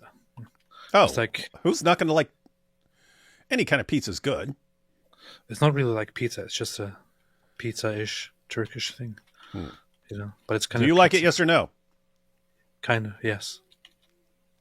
Thank you, boys, for what you do. Light is the best disinfectant, metaphorically speaking, to this hateful ideology. That's what we do. Powerful. El Cid, Lionheart, King Baldwin, and Skanderbeg in heaven looking at Europe right now. Huh? So I guess our descendants went full weetard. Weetard, that's a good way to spell it. Thank you, Poland. Yes, for John Zabisky. Would Mia Khalifa or Wiz Khalifa be a better caliph? that's a tough call. They both they represent different aspects of Islam. Vid on X, an imam in Ireland tells his congregation to murder non-Muslims. No, that would how would that ever happen? We can't believe you. It is totally based. When will you two do a road trip in Saudi Arabia? Easy to get tourist visa. I did so, rented car, prayed to Jesus, 4 Muslims outside big mosque in Medina, saw a Marvel movie, huge cinema in Riyadh with both genders. Actually, given the direction they've been heading, which is to show the world that they've changed and they're not radical anymore, it's kind of a possibility in the future of actually going there. Because on the one hand, you had people like Zakir Naik actually advising Muslim nations that they should keep a database. He called it a data bank. We should keep a data bank on these people who are speaking of Islam. And then if they ever thought to any Muslim country, they should be taken and arrested, right? So he's saying you could actually sentence critics of Islam to death by keeping a database of people who've criticized Islam on social media. And then if they ever show up to your country for any reason, you're a Muslim country, you can have them arrested and so on. So there are concerns that they'd kind of be waiting on you, but I'd be willing to take this risk. I'd be willing to take a risk like, oh, come on, I'll go there. And if you lock me up or lash me or something like that, that would kind of, I mean, it'd be up to you. If you want to show that you're genuinely not going to go that route with people, great. Then D Wood and AP should be able to show up and check out the new boxing match in Riyadh or something like that. But if you want to grab me and lash me and lock me up for 10 years, then I'll take that. I'll take that for exposing you. I'll take that trade. I don't buy it. Huge cinema with both genders. Yep. Oh, the times they are a changing.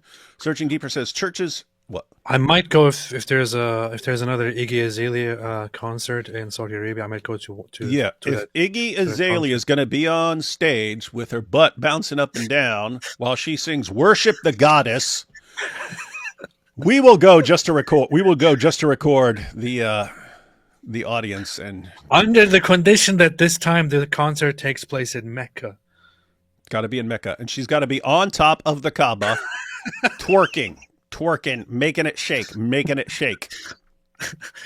That'll be funny, man. Churches in the West need. That's the direction they're going. I mean, if you'd asked me 10 years ago, hey, what do you think of the odds of Iggy Azalea twerking on stage and singing "Worship the Goddess" in Riyadh? I'd be like, no, not going to happen. Wrong. I know. When I saw it, I was honestly surprised because as a Muslim, that would have been unbelievable to me, and it would have also been extremely offensive to me. And without seeing it, I would have never believed it. It's strange. And that happened. I mean, it was just a few years ago that women got the right to drive there, and this is how far they changed this quickly. You wonder what are things going to be like another 5 or 10 years from now? Is there going to be a backlash against that and they change, or are they going to keep going in that, or are they going to sort of stop like at this level? I don't know. But I want to know. I want to see it. Churches in the West need to evangelize much more in their local communities. True. Muslims are now reachable. True. No longer locked away in dangerous countries. True. Politics can't solve this. Only revival. Yeah, politics can deal with very short-term problems. Islam, you need to change a lot of people's minds on a lot of things. And yes, you are correct. For 14 centuries, your average Muslim was in a Muslim community. You were almost completely unable to reach that person. If you showed up and you started telling him why Islam is wrong, you're going to lose your head very quickly. And now we can communicate with Muslims in Muslim countries through the internet. And you have tons of Muslims who are living in the West, and they're on college campuses and so on. And so you have open access now to people that you did not have open access to for 14 centuries. Christians should be looking at this as the greatest time in history to reach Muslims with the gospel and not be, oh, no, we're all doomed. We're all doomed. What are you talking about? You just got the opportunity for the greatest period of evangelizing Muslims in history. You're like, oh no, look, politics. Get out there and preach. Quit being babies. The thing is that it takes a lot of time for cultures to change. That's true. And I don't know how to say this because it sounds kind of controversial, however I say it. But don't say anything controversial on the show. Don't do it. If you have, if you have one person or two people who find their way and knowingly and willingly on their own accord convert to Christianity from Islam, for example, it is probably very likely that the person doing that is going to be somebody who is quite detached from Islamic culture and all that, and is ready and willing to change, and possibly is already different in culture from other Muslims. However, if you have massive populations of people from Muslim cultures that are very, very much not very pleasant cultures, they still have their cultural aspects with them. Even if they convert to Christianity, while they may change their ways slowly, many of them will still carry the messed up Islamic culture that they come with. So I don't know. Just converting them to Christianity, of course, would be an interesting development. However, a better solution would always be to just rearrange populations and convert those who want to, or something like that. The correct answer, ladies and gentlemen, is deal with it in every sane way that you have. So you should be electing politicians who are going to be smart and not idiots. You should be watching news sources that are smart and not brainwash morons and so on. Because guess what? If more people, media organizations are businesses. And if people stop watching, they'll change their tune real quick like. And so the point is the people have way more power than they realize. They are just not united around any sane cause. But anyway, you should be funding the right causes with your money. You should be supporting the right politicians, the right media organizations, and Christians, you should be out there exposing, everyone should be exposing Islam, regardless. If you're an atheist, if you're an agnostic, if you're a Hindu, Christian, whatever, everyone should be exposing Islam because we are all under similar circumstances from Islam. Christians should be out preaching the gospel. And people should be doing all of these things relentlessly, as in not an afterthought, as in this is borderline D-Day. This is D-Day level stuff. You should be taking this stuff very, very seriously because as you can see, you have places like Qatar and Turkey, and they are being very methodical, very relentless in taking over down the road. And so if you're Turkey is methodical. No. Turkey combined with Qatar. Again, Turkey, as far as I can tell, is focused on the Middle East and using its connection to Western nations to give it a little bit of cover for wanting to take over the Middle East. But yeah, so my view is that Turkey's going to be like the Sunni version of Iran and causing lots of problems around the Middle East and having other people do their work for them. But Qatar is focused on spreading the Muslim Brotherhood's ideology around the world. And Turkey is also about expanding their collection of animals that they can copulate with, from goats to, for example, also get into the industry of camels and all that. And wolves. Yeah. We have Dami here. A Jew and a Muslim are hiking. The Jew jumps behind a rock. The Muslim says, "What are you doing?" The Jew replies, "I heard in a story that rocks might talk." The Muslim laughs. "If rocks start speaking, I'm hiding with you." This is a Muslim who does not understand his religion. Powerful. Or he could be a Muslim who really understands his religion. It says, if the rocks start speaking, then that's the time when Jews will be destroyed. But since I'm friends with a Jew and hiking with him, I would be in violation of Surah 5, verse 51, not to associate with Jews.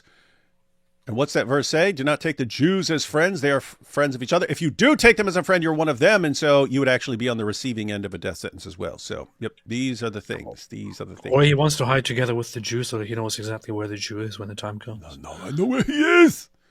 I'm currently in Chittorgarh, India, visiting historical sites that withstood Islamic invasions, preserving the Hindu heritage of myself and my ancestors. I recommend researching Bapa Rawal.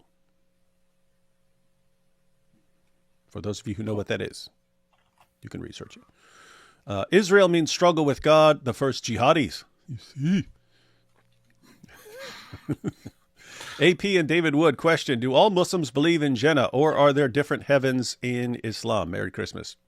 No, it's very much... there was only in history a very tiny portion of people who believed that that Jannah, as described, might not be exactly what you think it is, or it might be temporary and all that. But the vast majority, absolute vast majority, believes in Jannah the same way. They just believe that there are different stages or grades of Jannah, of heaven, depending on your level of deeds and all that. You go into one place or another. Yeah, so you can always have some sort of oddball Muslim or something like this who reinterprets things, or some group that reinterprets things, but that's about as standard as things get in Islam. Wingnuts unite and steal a bit of David's food off his plate while he's looking, then smile a lot. Yeah, like a dork. Watch out for Russia being controlled / influenced by Muslims, Muslim Chechens, Islamists in Russia, Syria, Turkey, etc., leaning towards prophecy that mentions Gog and Magog. Any hoot. Merry Christmas and Happy Hanukkah to all. Oh, we watch out for Russia. And you have Putin always has to be careful in maintaining good relations with the Muslims, because he wants them as fighters for his wars. I just find it so funny always. And yes, Muka, happy Merry Christmas and Happy Hanukkah. But I find it so funny that some people have always presented Putin and Russia as these, look, the West is a sellout, the West is weak and soft, but at least Putin, he's defending Europeans, he's defending Christianity. Meanwhile, in reality, Russia is much worse with Islam than Europe has ever been, than Western Europe has ever been. Putin seems to do whatever he needs to keep himself in power and to keep his armies under his control. That's what he does. He has Islamist allies. He has Islamist subjects that have become his mob, with which he threatens Ukraine and others. He makes rules based on the whims of Muslims, of Islam. He kisses the Quran and calls it, a great, beautiful religion and all that. It's just, it's been much worse than how the West handles Islam. Mm-hmm. It's been pretty bad. Michael says, Bear Grylls, blimey, I've embarrassed myself on the internet. The only thing to do in this survival situation is to drink my own pee. I don't know if you've ever seen it, AP, but he does that. He starts running out of fluids, and no problem, got to drink your own pee. And even if you don't drink your own pee, guys, if you're in a hot place and still you're in a hot, I learned this because for some reason I only saw a few episodes, but I saw one, and I saw a special on some Boy Scouts who got into a really bad, I think they were at the Grand Canyon or something, but it ended up being like 120 degrees or something like this, and they didn't bring enough supplies, and one of them died, but barely. They had almost reached the water when he collapsed. But Bear was pointing out that, when you pee, just taking off your shirt or something like that and peeing on it and wrapping that around your head helps cool your brain down. And the kid died of heat stroke. And so I was like, wow, just that little tip of when you pee on something and wrap it around your head would have saved that kid's life. You see? And these are Boy Scouts. So, ladies and gentlemen, point here is, if Bear Grylls, who's a survivalist, tells you something about how to survive, you should listen to him. If he tells you something about Jesus being a Palestinian, he's an idiot in that area. Doesn't mean he's an idiot in all areas. It means he's a dope in that area. So don't listen to him in that area. Listen to him in the areas where he actually knows what he's talking about. Christmas was started by the Jews to trick Christian anti-Semites into celebrating the birthday of the King of the Jews. Shh, don't tell Candace. That'd be funny. That'd be funny if you turned everything into a conspiracy, but like going against Candace. Driving is I saw somebody actually suggest that was around the time when Candace went against Rabbi Shmuley and talking trash about the Chabad organization and the rabbi, and somebody said on Twitter, oh, he's the one who invented Hanukkah to to manipulate Christmas and Christians and all that, as a Jew would of course do. Yeah, and that was a serious suggestion. That's what they do. It wasn't a troll. It was somebody seriously thinking something as dumb as that. Hanukkah, which is mentioned in the apocryphal texts of the Bible and also directly in the Gospels. Driving isn't a right, but a privilege. No, it's a right and a privilege. Missed you guys. I hope the holidays were fun. Very. Imagine the Quran talking about Jesus coming back to kill the Antichrist, whilst Islam is literally the Antichrist. It is ironic. It is. Sadia says, Muhammad predicted twerking. Sahih al-Bukhari, 7116. I'm guessing that's the one with the girls shaking their butts going around Dul Khalasa. I don't remember the number, but I'm guessing that, yeah. He predicted twerking. This is the proof. How could he know? He said the time will be near when the women of the tribe of Daus will be going around the Dul Khalasa shaking their booties. That's basically what he said. And then he destroyed the Dul Khalasa, which was the other temple, which was the other Kaaba in Yemen. So he prophesied that this would happen near the end times, but then he destroyed that Kaaba. So if I were Muslim and I were looking at these prophecies and so on, I would say, just 10 years ago, you would have thought that it was impossible for women to be shaking their butts walking around Dul Khalasa. But look, now we have Iggy Azalea shaking her butt, saying, worship the goddess. What is this? This is paganism. And what are they going to do? They're going to build a big concert hall, and they're going to call it Dul Khalasa. And Iggy Azalea is going to be shaking her butt. This is the proof. How could Muhammad have known this? Something like that. You see, I told you. And this is all because of the Jews. What do you say to a jihadi? Okay, boomer. Celeria says, it is a process of transformation which takes time indeed, but conversion can deeply change the hearts and minds of those who do so in earnest. The chaff is burned away by the Spirit in holy fire. Yeah, so again, I would say you got to do everything. You toss everything. You toss everything at the problem. All right, just wanted to look at a couple little things, and then we'll head on out once we're done. But let's go ahead and check this out. Ready for this? Ready to be humiliated, AP? Let's see. Let me scroll. What is this? There we go. All right, so check this out, guys. Check this out. This is... Hey, check this out. Here's Wikipedia asking for money. I don't know if you saw... Did you see did you see Elon messing with them? People actually posted where Wikipedia donations go, and it's something like 30 or 40% go to their diversity programs, and it's like, what? I mean, I'm fine with some sort of diversity but seriously, like you're taking like a third of all the donations, and you're doing what? You could have some sort of sane program telling people to get along with other people or something like that. But for some reason, I think that's probably not what's going on. I used to donate to Wikipedia on a regular basis. I stopped doing that at some point. And honestly, lately, with all the garbage that is going around on Wikipedia, I feel very, very much not motivated to do that at all. Yeah, they are. Oh, hey, did you see what Elon offered them $1 billion? Did you see that? No. You didn't see that? Oh, no. Man. It was actually funny because he made him a serious offer. So one, he told people, he posted how they actually spend their money. And he's like, what is this? And he's been calling it Wokepedia, right? He's been calling it Wokepedia because of that. But then he told people, do not donate to Wikipedia as long as this is how they're spending their money. And then after telling everyone not to donate to Wikipedia as they've got their donation campaign going on, he then agreed to give Wikipedia $1 billion. $1 billion. In other words, all the funding they need for a long, long time.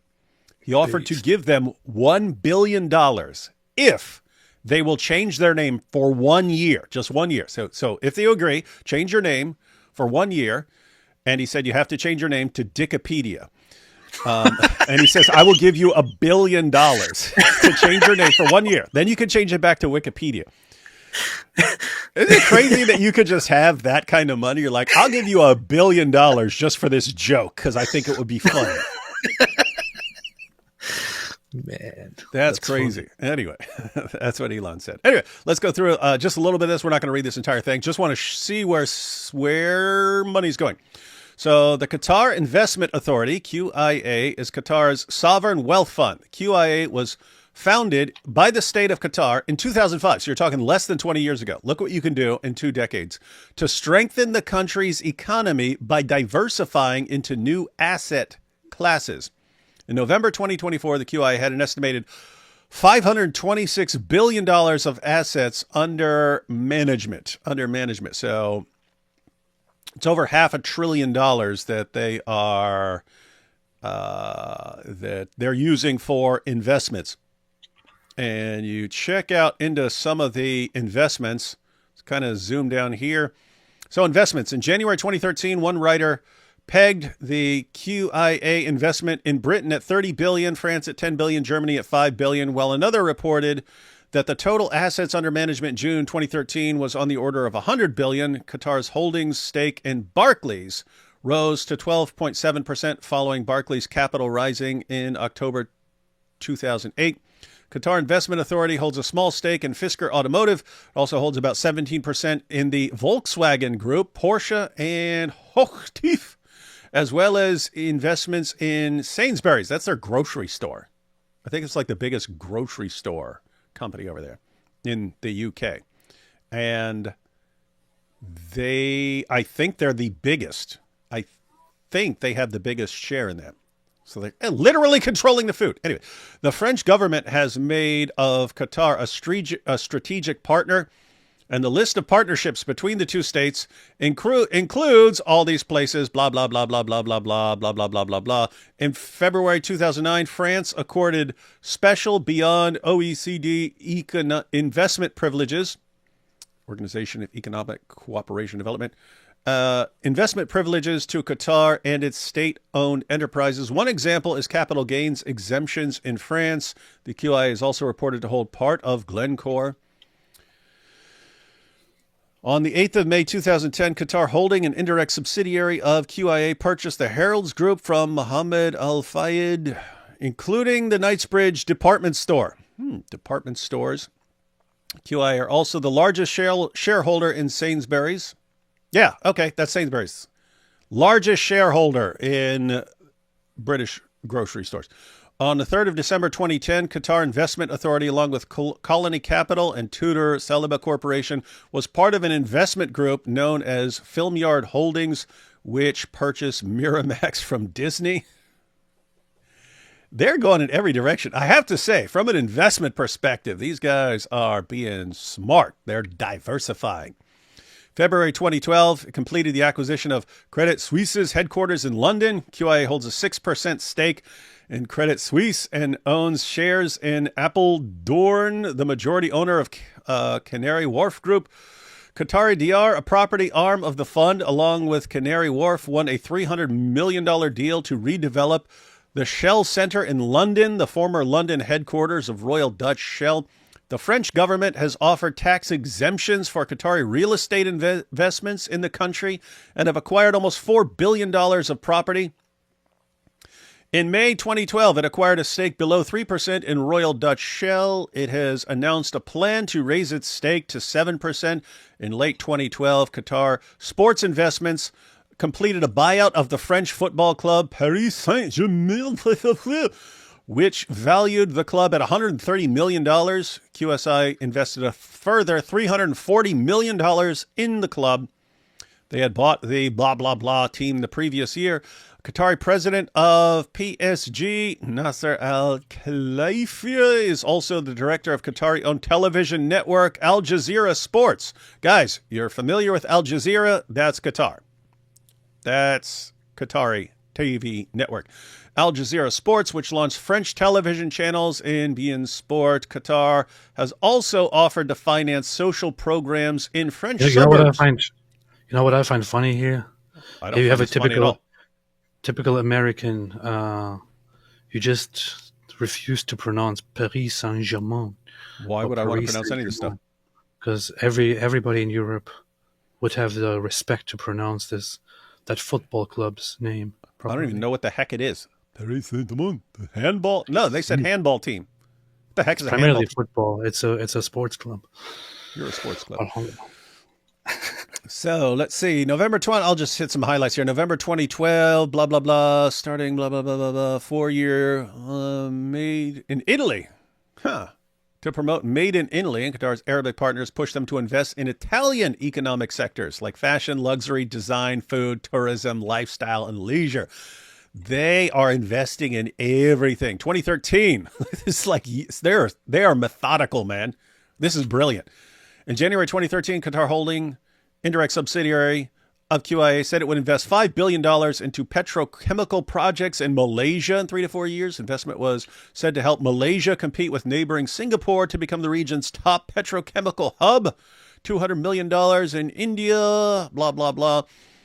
In October 2014, Qatar Investment Authority signed an agreement with the CITIC Group Corps to launch a $10 billion fund to invest in China. China? Are these guys sending money to Eskimos? They're investing everywhere on the planet. QIA announced its intention to invest $35 billion in the U.S. during the next 5 years, starting in September 2015. Via Manai Corporation, currently in a process of acquiring the French computer science group, GFI, Locus Engineering Management Services, investing in a sub-Saharan Africa renewable energy platform being led by Enel Green Power. During the 2021 St. Petersburg Economic Forum, Sheikh Tamim bin Hamad Al Thani highlighted Qatar's solid historic relations with Russia and announced that his country will increase investments in the Russian Federation. He also called on Russia's private sector and the world to explore Qatar's promising business environment in many projects in several spheres. In March 2021, QIA became a minority investor in Coveo, the cloud-based search recommendations personalization company. 2023, Qatar Investment Authority has doubled its stake in Credit Suisse Group, becoming the second biggest shareholder and underlining the growing importance of Middle Eastern investors in the ailing Swiss bank. Reuters wrote 2024 that QIA had agreed to buy 10% stake in China AMC and was awaiting approval by Chinese regulators. This goes on, so we won't read all of this, but I mean, just Qatari DR, real estate company established by the Qatar Investment Authority in 2005 with headquarters in Lusail. This is all the stuff. This is all the property they've been buying. Buying up lots of properties. Olympic Village. You know what's funny? Well, as you were reading, I was just looking at Twitter, and apparently Elon or Twitter just banned a dozen major Groper accounts. Really? Well, it's good you find that funny. Is that what you were referring to? Yes. What were you saying? Because I wasn't following any of that. I kind of saw it afterwards, but you had posted, I wonder if Twitter's going to be here tomorrow or something like that. No, that was because people were fighting with Elon. I don't know if you're aware of the whole conversation around Indian immigrant labor and Elon's response to it, and then the right-wing response to it, and so on. And then people were also yesterday, last night, lots of well-known people suddenly lost their verification badges on Twitter, and they're suddenly under review, and they also lost their subscriptions and all that. And people were like, "What is happening?" So that's why I said I wonder if X will be still running tomorrow. But this is different from that. Right now, apparently, a dozen different Groper accounts have been banned. Including some very well-known ones that would get lots of attention and traction. And to be honest, I'm happy with it. Ooh, see, AP is for free speech as long as he's the only one who gets to speak. Exactly. But as soon as the Gropers are going to expose the Jews, then he doesn't want them. Exactly. Hey, check this out. This is interesting. Let's glance at this. Recent developments. Harrods. British luxury department store Harrods was purchased by Qatar in May 2010. The sale was concluded in the early hours of 8th of May when Qatari Prime Minister Hamad bin Jassim bin Jaber Al Thani came to London to finalize the deal, saying that the acquisition of Harrods would add much value to the investment portfolio of Qatar Holdings, while his deputy, blah, blah, blah, called it a landmark transaction. Property investments in London. Canary Wharf Group Investment Holdings, which is majority owned by Qatar Holdings, is London's largest property owner. You catching this? Who is London's largest property owner? Wow. Canary Wharf Group, which is majority owned by Qatar Holdings, with almost 21.5 million square feet of space on its books, according to data. Wow. In addition to the investments with Canary Wharf, Qatar Investment Authority owns the site of the Chelsea Barracks and the Shard. Heathrow Airport. Look at this. Qatar Investment Authority is a major shareholder in Heathrow Airport, holding 20% of the airport. They've got 20% of the airport. Wow. In 2017, the company invested a further $650 million. Islamabad Airport. QIA will be taking over Islamabad Airport in Pakistan. Volkswagen. Islamabad, man. Volkswagen, Barclays, all this stuff. Qatari investments in New York and D.C. Manhattan, New York got Manhattan Properties. Brookfield Property Partners. These guys, I mean, this is crazy, man. From an investment perspective, these guys are brilliant. But if you know these guys are connected to the Muslim Brotherhood and Al Qaeda, and they're buying up all this stuff, that's a different story. What's that mean? They're investing in a lot of stuff. They're going to get revenue in return. So now the entire world is funding what? Wild stuff, man. Wild stuff. What are they funding? What? Powerful. They're funding good, powerful stuff. Is that what you say? They're getting richer and richer and richer and richer and richer. And I don't mean Richard Dawkins. What? Was that funny? It's not funny.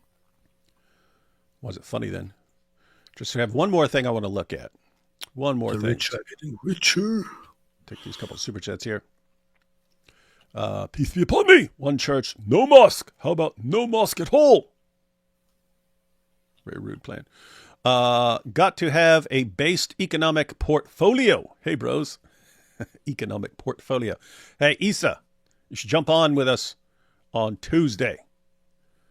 I didn't tell you about it, AP, but I've coordinated with a bunch of people to have a sort of a end of the year live stream where we go through sort of a Dawa 2024 year in review of all the Dawa wars, the Dawa scandals, the collapse of Dawa. Everyone's going to jump on with us at various times, and everyone is going to jump on with us. And they're going to go through, we're going to talk about Sheikh Uthman. We're going to talk about Muhammad Hijab. We're going to talk about all these things. And we're going to discuss predictions for next year, and plans for next year. It'll be pretty dope. So we'll start, and then we'll go all the way through until the ball drops, and it is officially 2025. What ball? There's a big giant ball that drops in New York City. I went down there. It was actually pretty boring. AP, if you're comfortable, what logical objections? AP saying he has logical objections and he just got called by Magnifico Giganticus. I wasn't speaking purely logic. I was just saying that in compare. So when one of the comments said leaving your emotions aside, yeah, it's basically they're putting like they were comparing like intellect and emotion and saying, AP, drop your emotional objections and just focus on the intellect. And you were basically saying, no, it's actually the reverse. Emotionally, you're kind of drawn to something. It's your intellect that's causing the problems because your intellect is so weak. Yeah, exactly. Mm-hmm. Exactly. It's the skepticism and all that is the problem. And we can talk about it in length at other times. We should do that one day. You should do that one day. You should invite some inspiring philosophy and other people, and you just go down a list and you'll like AP's top 10 objections to converting or something like this, and have a couple people on there and let them respond to your objections and humiliate you. Yeah, I did want to have. It's long in the waiting. I did want to invite certain Christian people on and discuss the whole issue about God with them. Among those, I think I do want to have Jay Dyer on again and have a long discussion with him, because I think the discussion that I had with him years ago about God was one of the. It was a very nice discussion. I liked it.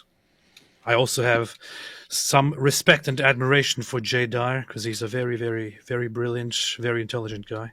But yeah, I do want to do something like that. I personally don't have any other. I don't have any Christian friends or anything that I always go live with or that I associate with very much. So can't think of anybody else, fortunately. Yeah, that's good. That's a good valid point.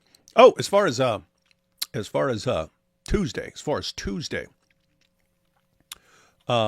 Earlier this morning, I sent a message to Harris Sultan, asked him if he wants to jump on there with us. But anyone, like, it doesn't need to just be Christians and stuff talking about dawah in 2024 and what they're expecting from 2025. So anyone who's watching, if you want any of the ex-Muslims, doesn't matter, atheists, anyone who wants to jump on with us, send me a message, let us know. Happy to get everyone's input on what their thoughts are for how things have gone. Because as far as I can tell, man, it's been like a really, really bad year for dawah. Maybe the worst year in history for dawah. I mean, it's just everything just has been collapsing, and they've taken loss after loss after loss, and it's in every way. They're losing every debate.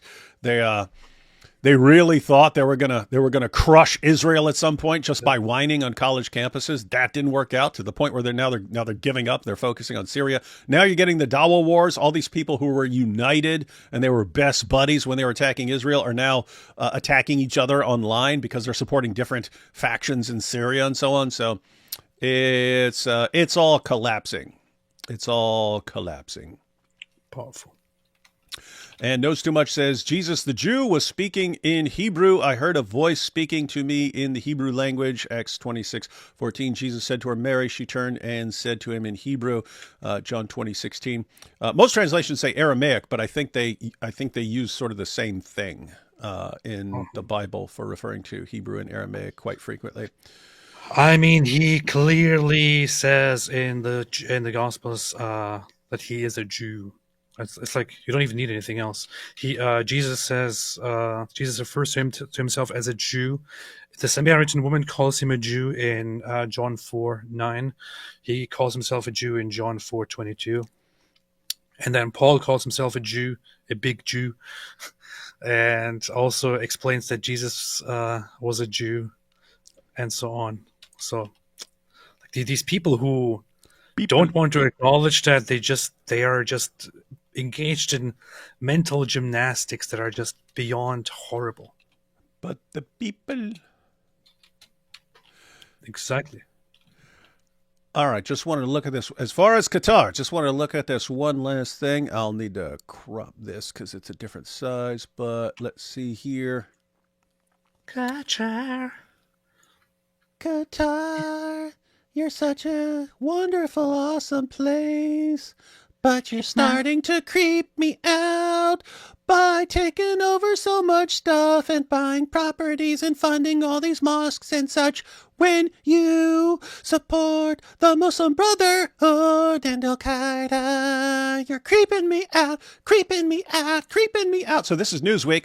This is from 4 years ago. This is one of the articles that popped up when I was searching for issues with university. I've seen more recent stuff that's like the various charts and so on about how much money Qatar is putting into American universities. But this was noticed even in Newsweek 4 years ago. So this is from 2020. Let's read a little of this. Officials at the U.S. Department of Education last month released findings in their investigation into Georgetown University, Texas A&M, Cornell, Yale, Harvard, Rutgers. Guys, you might be recognizing some of these names. Cornell, Harvard, Rutgers. You might be recognizing some of these names as colleges where there was a big problem with anti-Semitism. This year and last year. And yet you had, in 2020, it was already being noticed that Qatar was sending massive amounts of money to these universities. And it's actually disturbing. The universities weren't reporting it as they are legally required to do. Fun stuff. Check this out. So Georgetown, Texas A&M, Cornell, Yale, Harvard, Rutgers, and other universities over billions of dollars in unreported funding from the oil-rich Gulf Kingdom of Qatar. Much of the known Qatari funding has gone to Texas A&M, Georgetown, Cornell, Carnegie Mellon, Northwestern, and Virginia Commonwealth, all of which maintain campuses subsidized by the Royal Family-Linked Qatar Foundation. Campuses subsidized by the Royal Family-Linked Qatar Foundation. Between 1986 and 2018, Middle Eastern countries donated more than $6.6 billion to U.S. universities, but reported less than $3.6 billion to the federal government as required by law. Of the roughly $5 billion donated by Qatar, and by the way, it's much more now, of the roughly $5 billion donated by Qatar to various institutions, less than $2 billion was reported properly, according to federal records and 7 years of research by experts and investigative accountants at the Institute for the Study of Global Anti-Semitism and Policy. So $5 billion donated by Qatar to these colleges. Less than $2 billion was reported properly. So you're just getting billions of dollars in funding and not reporting it to the government properly. Huh. Wow. According to these findings, some of which were presented at a summit on contemporary anti-Semitism hosted by the Department of Justice in July 2019. So it was already an issue. They're recognizing, wait a minute, we're having some problems here because Qatar is sending billions of dollars in funding to Western universities, and we're looking at what they're doing, and we think this is actually leading to more anti-Semitism. Again, guys, this is 4 years ago, and they're talking about findings from even before that. So, Department of Justice, July 2019, which in part spurred the Department of Education investigation. Inadequate federal oversight procedures failed to keep track of funding coming into the United States from abroad, and universities failed to report more than $3 billion given by Qatar and the Gulf states. The bulk of Middle Eastern donations coming into the United States emanates from Qatari donors, 75%, while the Qatar Foundation accounts for virtually all of the donations from Qatar. These funds have a significant impact. Here's where it gets a little dangerous. These funds have a significant impact on universities, especially with regard to attitudes towards Israel. ISCAP's research identified a direct correlation between the funding of universities by Qatar and the Gulf states and the active presence at those universities of groups such as Students for Justice in Palestine, which foster an aggressive anti-Semitic atmosphere on campus. In addition, the ISCAP project assessment found a correlation between funding and the ideological bent of scholarship, including anti-Israel and anti-Zionist sentiment at departments and institutes at some of America's leading universities, publishing houses, and academic professional associations. There is also a disturbing connection between this funding and the silencing of institutes and publications by scholars that are critical of the prevailing ideology. Now you guys see the problem? You say, oh, what's the problem? If Qatar wants to send billions of dollars to U.S. universities, what's the problem? Let them send money. That's great.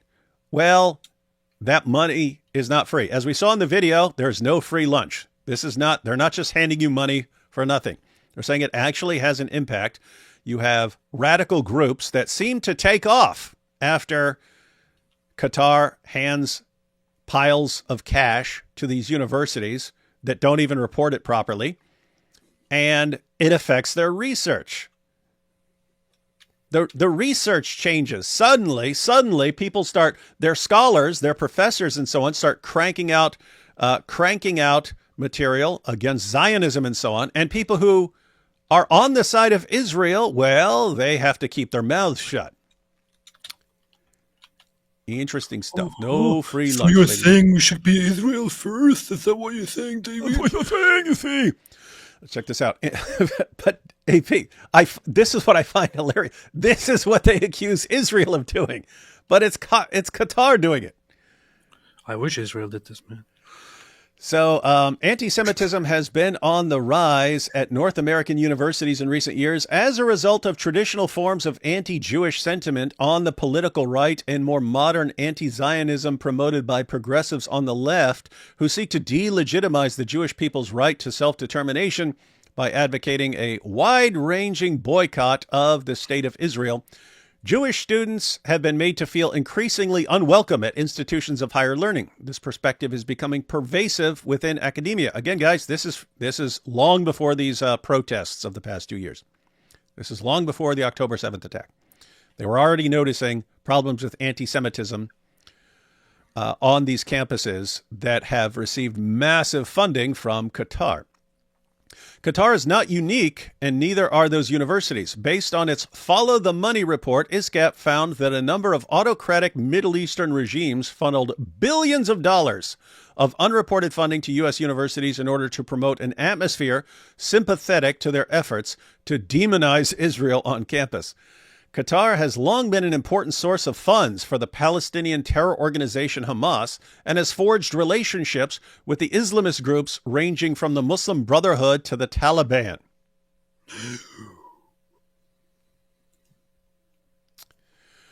At the same time, it maintains an enclave known as Education City on the outskirts of its capital, Doha, which is home to a number of satellite campuses of prominent American universities such as Georgetown, Northwestern, and Cornell.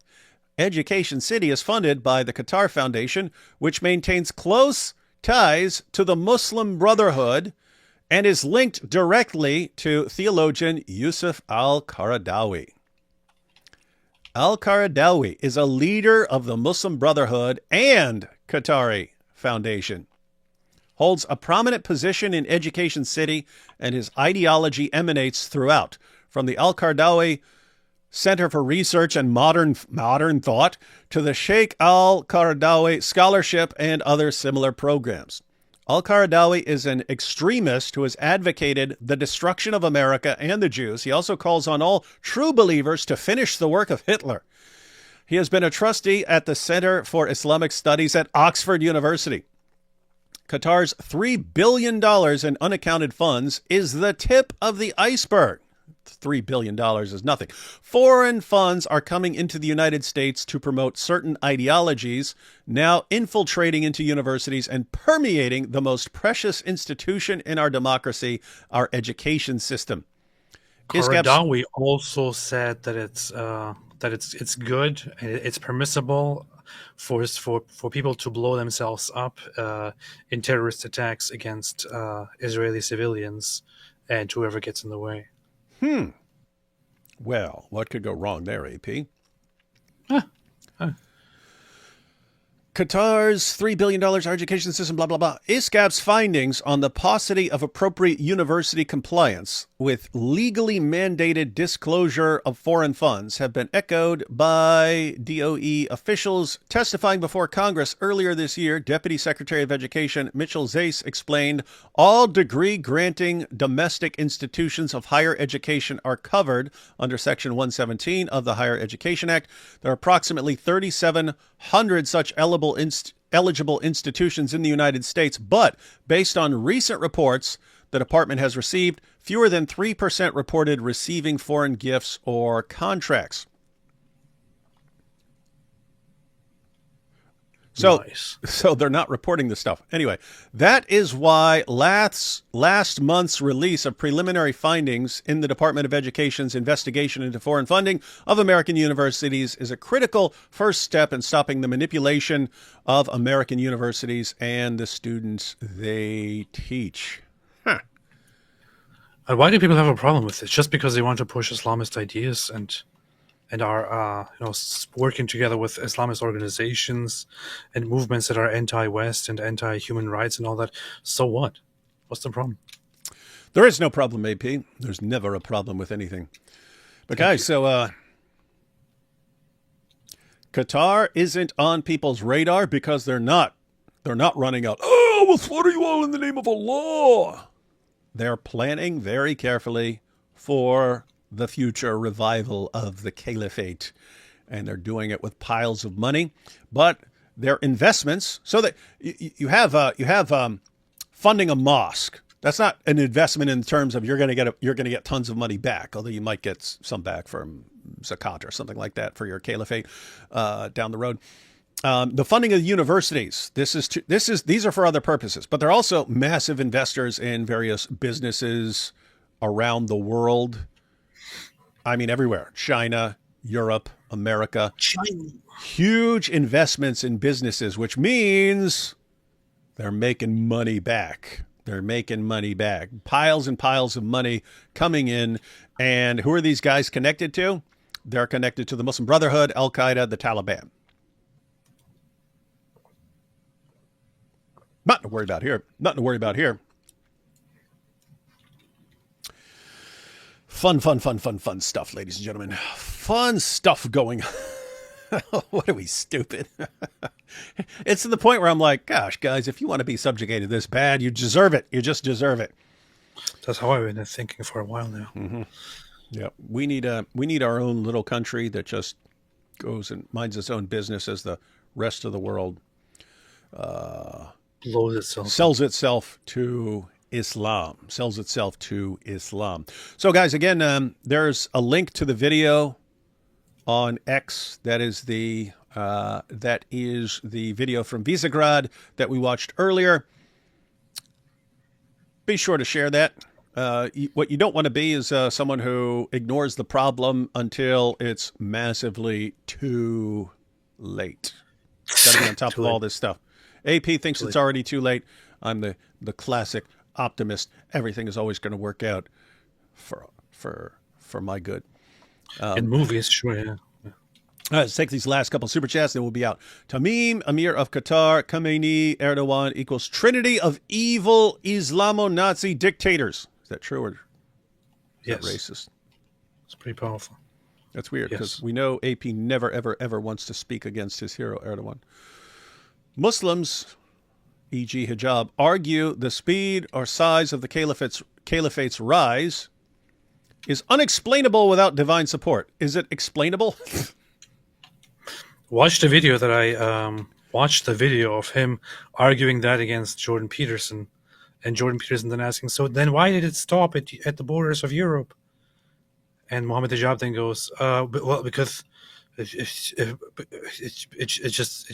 wasn't successful there. Didn't work there. No, guys, in reality, you had the Roman Empire and the Persian Empire attacking each other for a long time, massively weakened their empires. And then the Arabs came out believing that that they will spend an eternity in paradise, deflowering virgins if they just keep fighting to the point where they're dying and so on. If they achieve martyrdom. And yeah, these guys fought and fought and fought. Very weakened areas and empires until they ran into some people who stopped them. And then the advance of Islam stopped there. So I just have to say, for people who say this is unexplainable without divine support, I mean, explain how communism spread even more rapidly. I would also say, and I made a video on this a long time ago. If you want to say that's miraculous, no, a military going over and taking over a large amount of territory very rapidly is not the strangest thing in the world. Look at Alexander the Great. Look at all sorts of other groups that did it. I mean, Alexander did it. Alexander did it in a few years. He conquered from Europe all the way over to India.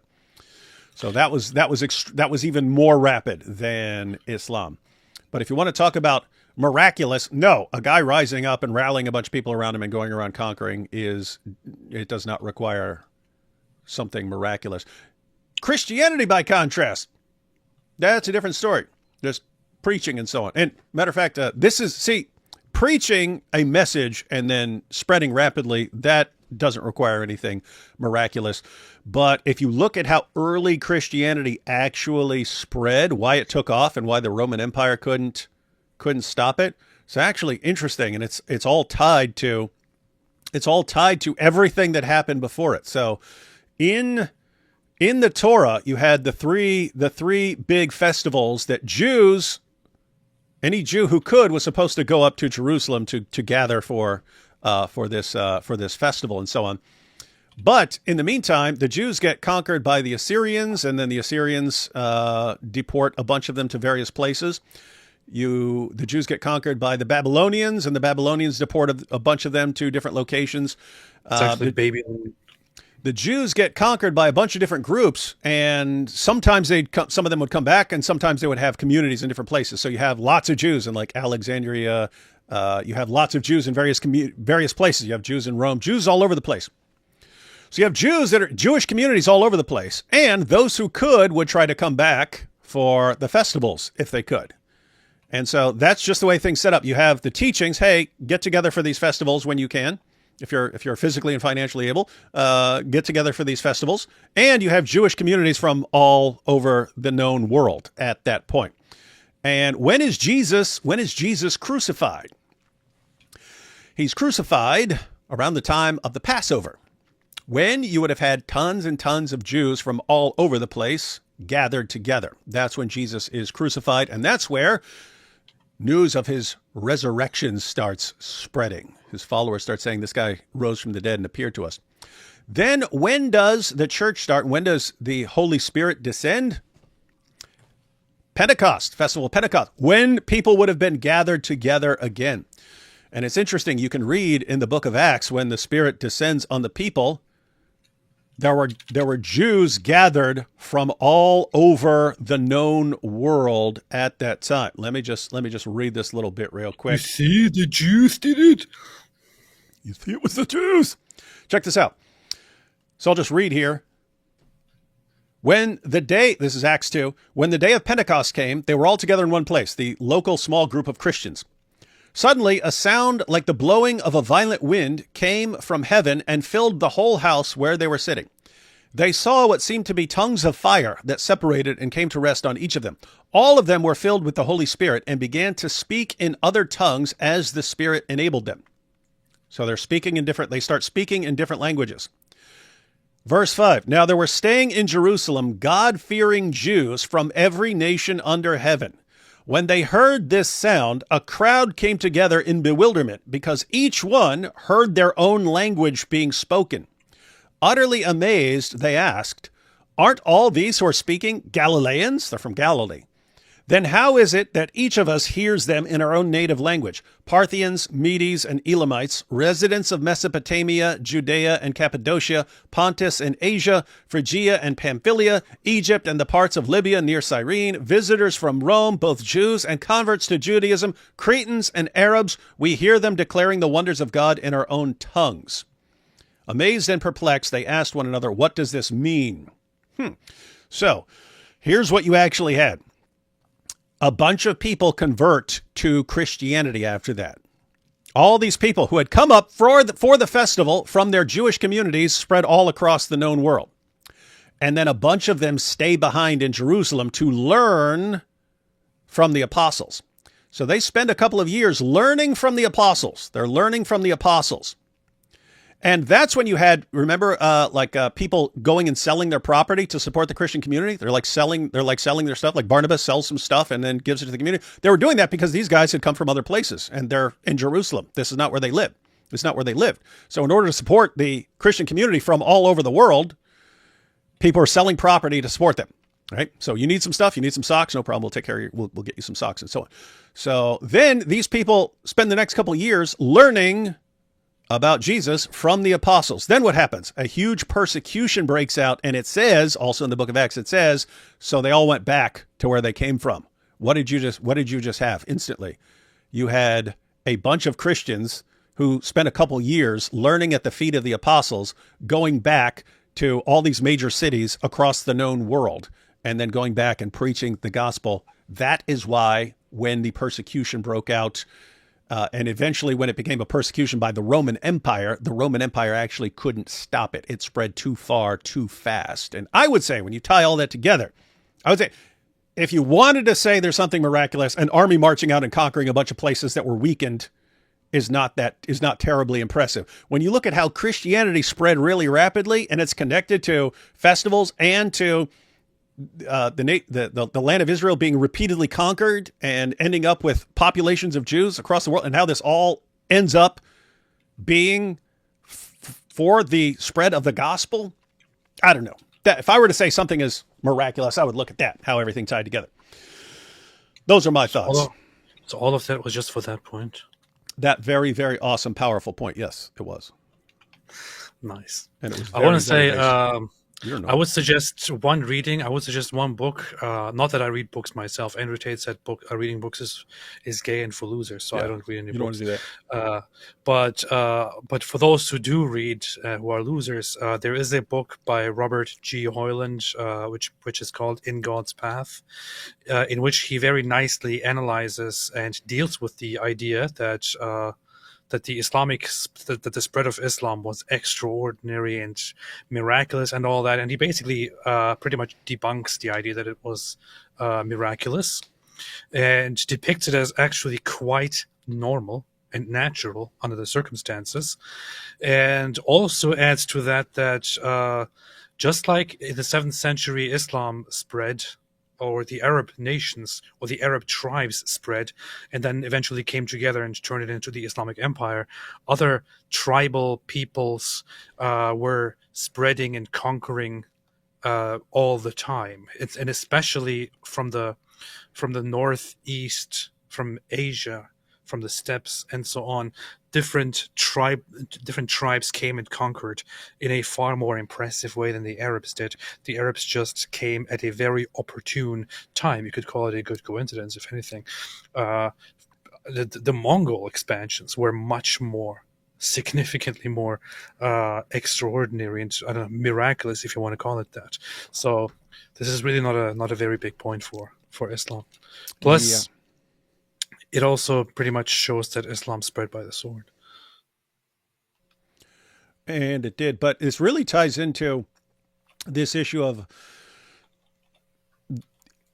this massive cherry picking where they'll ignore everything and zero in on the one thing that can be used for some sort of argument for Islam, and they'll fixate on that. And then you point out, okay, well, if that's your evidence, then will you apply it to all these other situations? No, never. No. Never crossed their minds to apply that to anything else that meets the exact same requirements. It's weird stuff. AP, we might need to, we should go through your video on that, and then you should talk about the book, because as we've discussed previously, as their arguments are exposed and debunked and then abandoned, they circle back to arguments from years ago that people have forgotten about because they stopped using them years ago. So anyway, we have to kind of circle back and go through all these arguments that we thought were just completely destroyed a long time ago. Which video?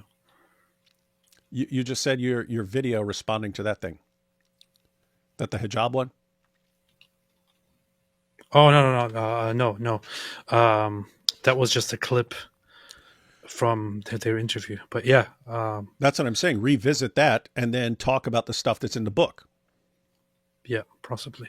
I also had an interview with Robert G. Hoyland. I also had him on my channel and had an interview with him. Come on. The audio was kind of bad, but he was on, and he's a very nice guy. I still want to invite him on for another conversation sometime in the future. Where's he live? I don't know, somewhere in America. You should just go there and interview him, and then you'd have awesome audio. Yeah. Let's see. Qatar is actually Wahhabi, not Muslim Brotherhood, but they are indeed funding and supporting them everywhere else. The Emir of Qatar is a snake. That is pretty racist. This is the year for squashing beefs. So, AP, where is your testicular fortitude? Be the bigger man and invite Apostate Aladdin and squash that beef. He can squash his own beef. I'm not going to do that. You heard it here, folks. Apostate Aladdin has extended an olive branch. AP has rejected it.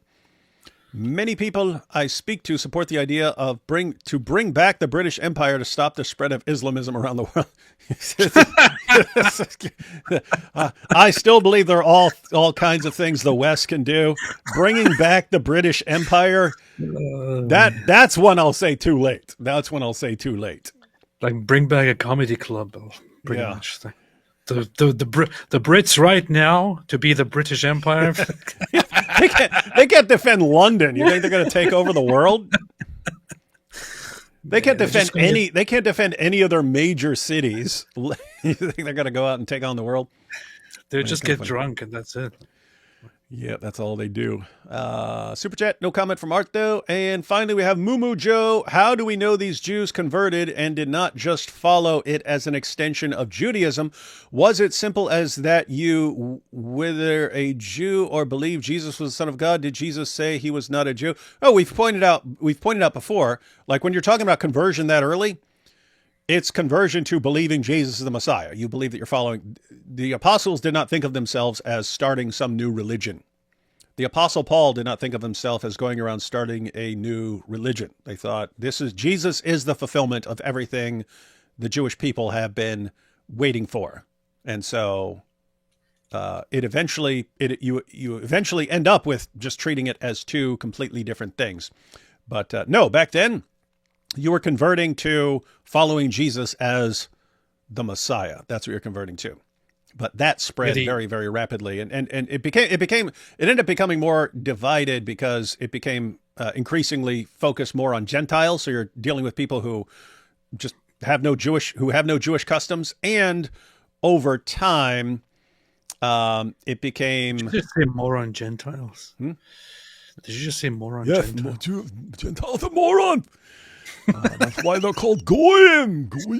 And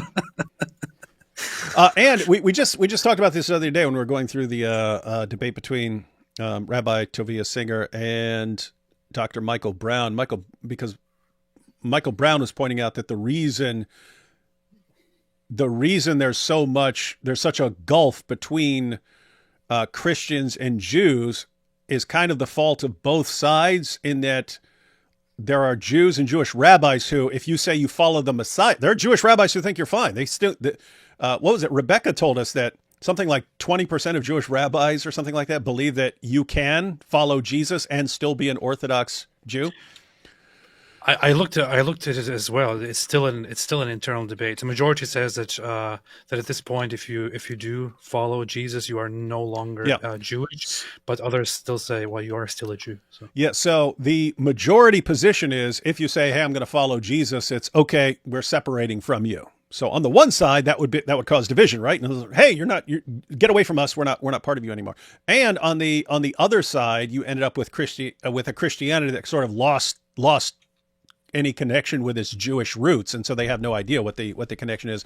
So kind of both sides led to a more divided group. But back then, it would have been, hey, you're following Jesus as the Messiah. You believe that he died on the cross for sins and rose from the dead.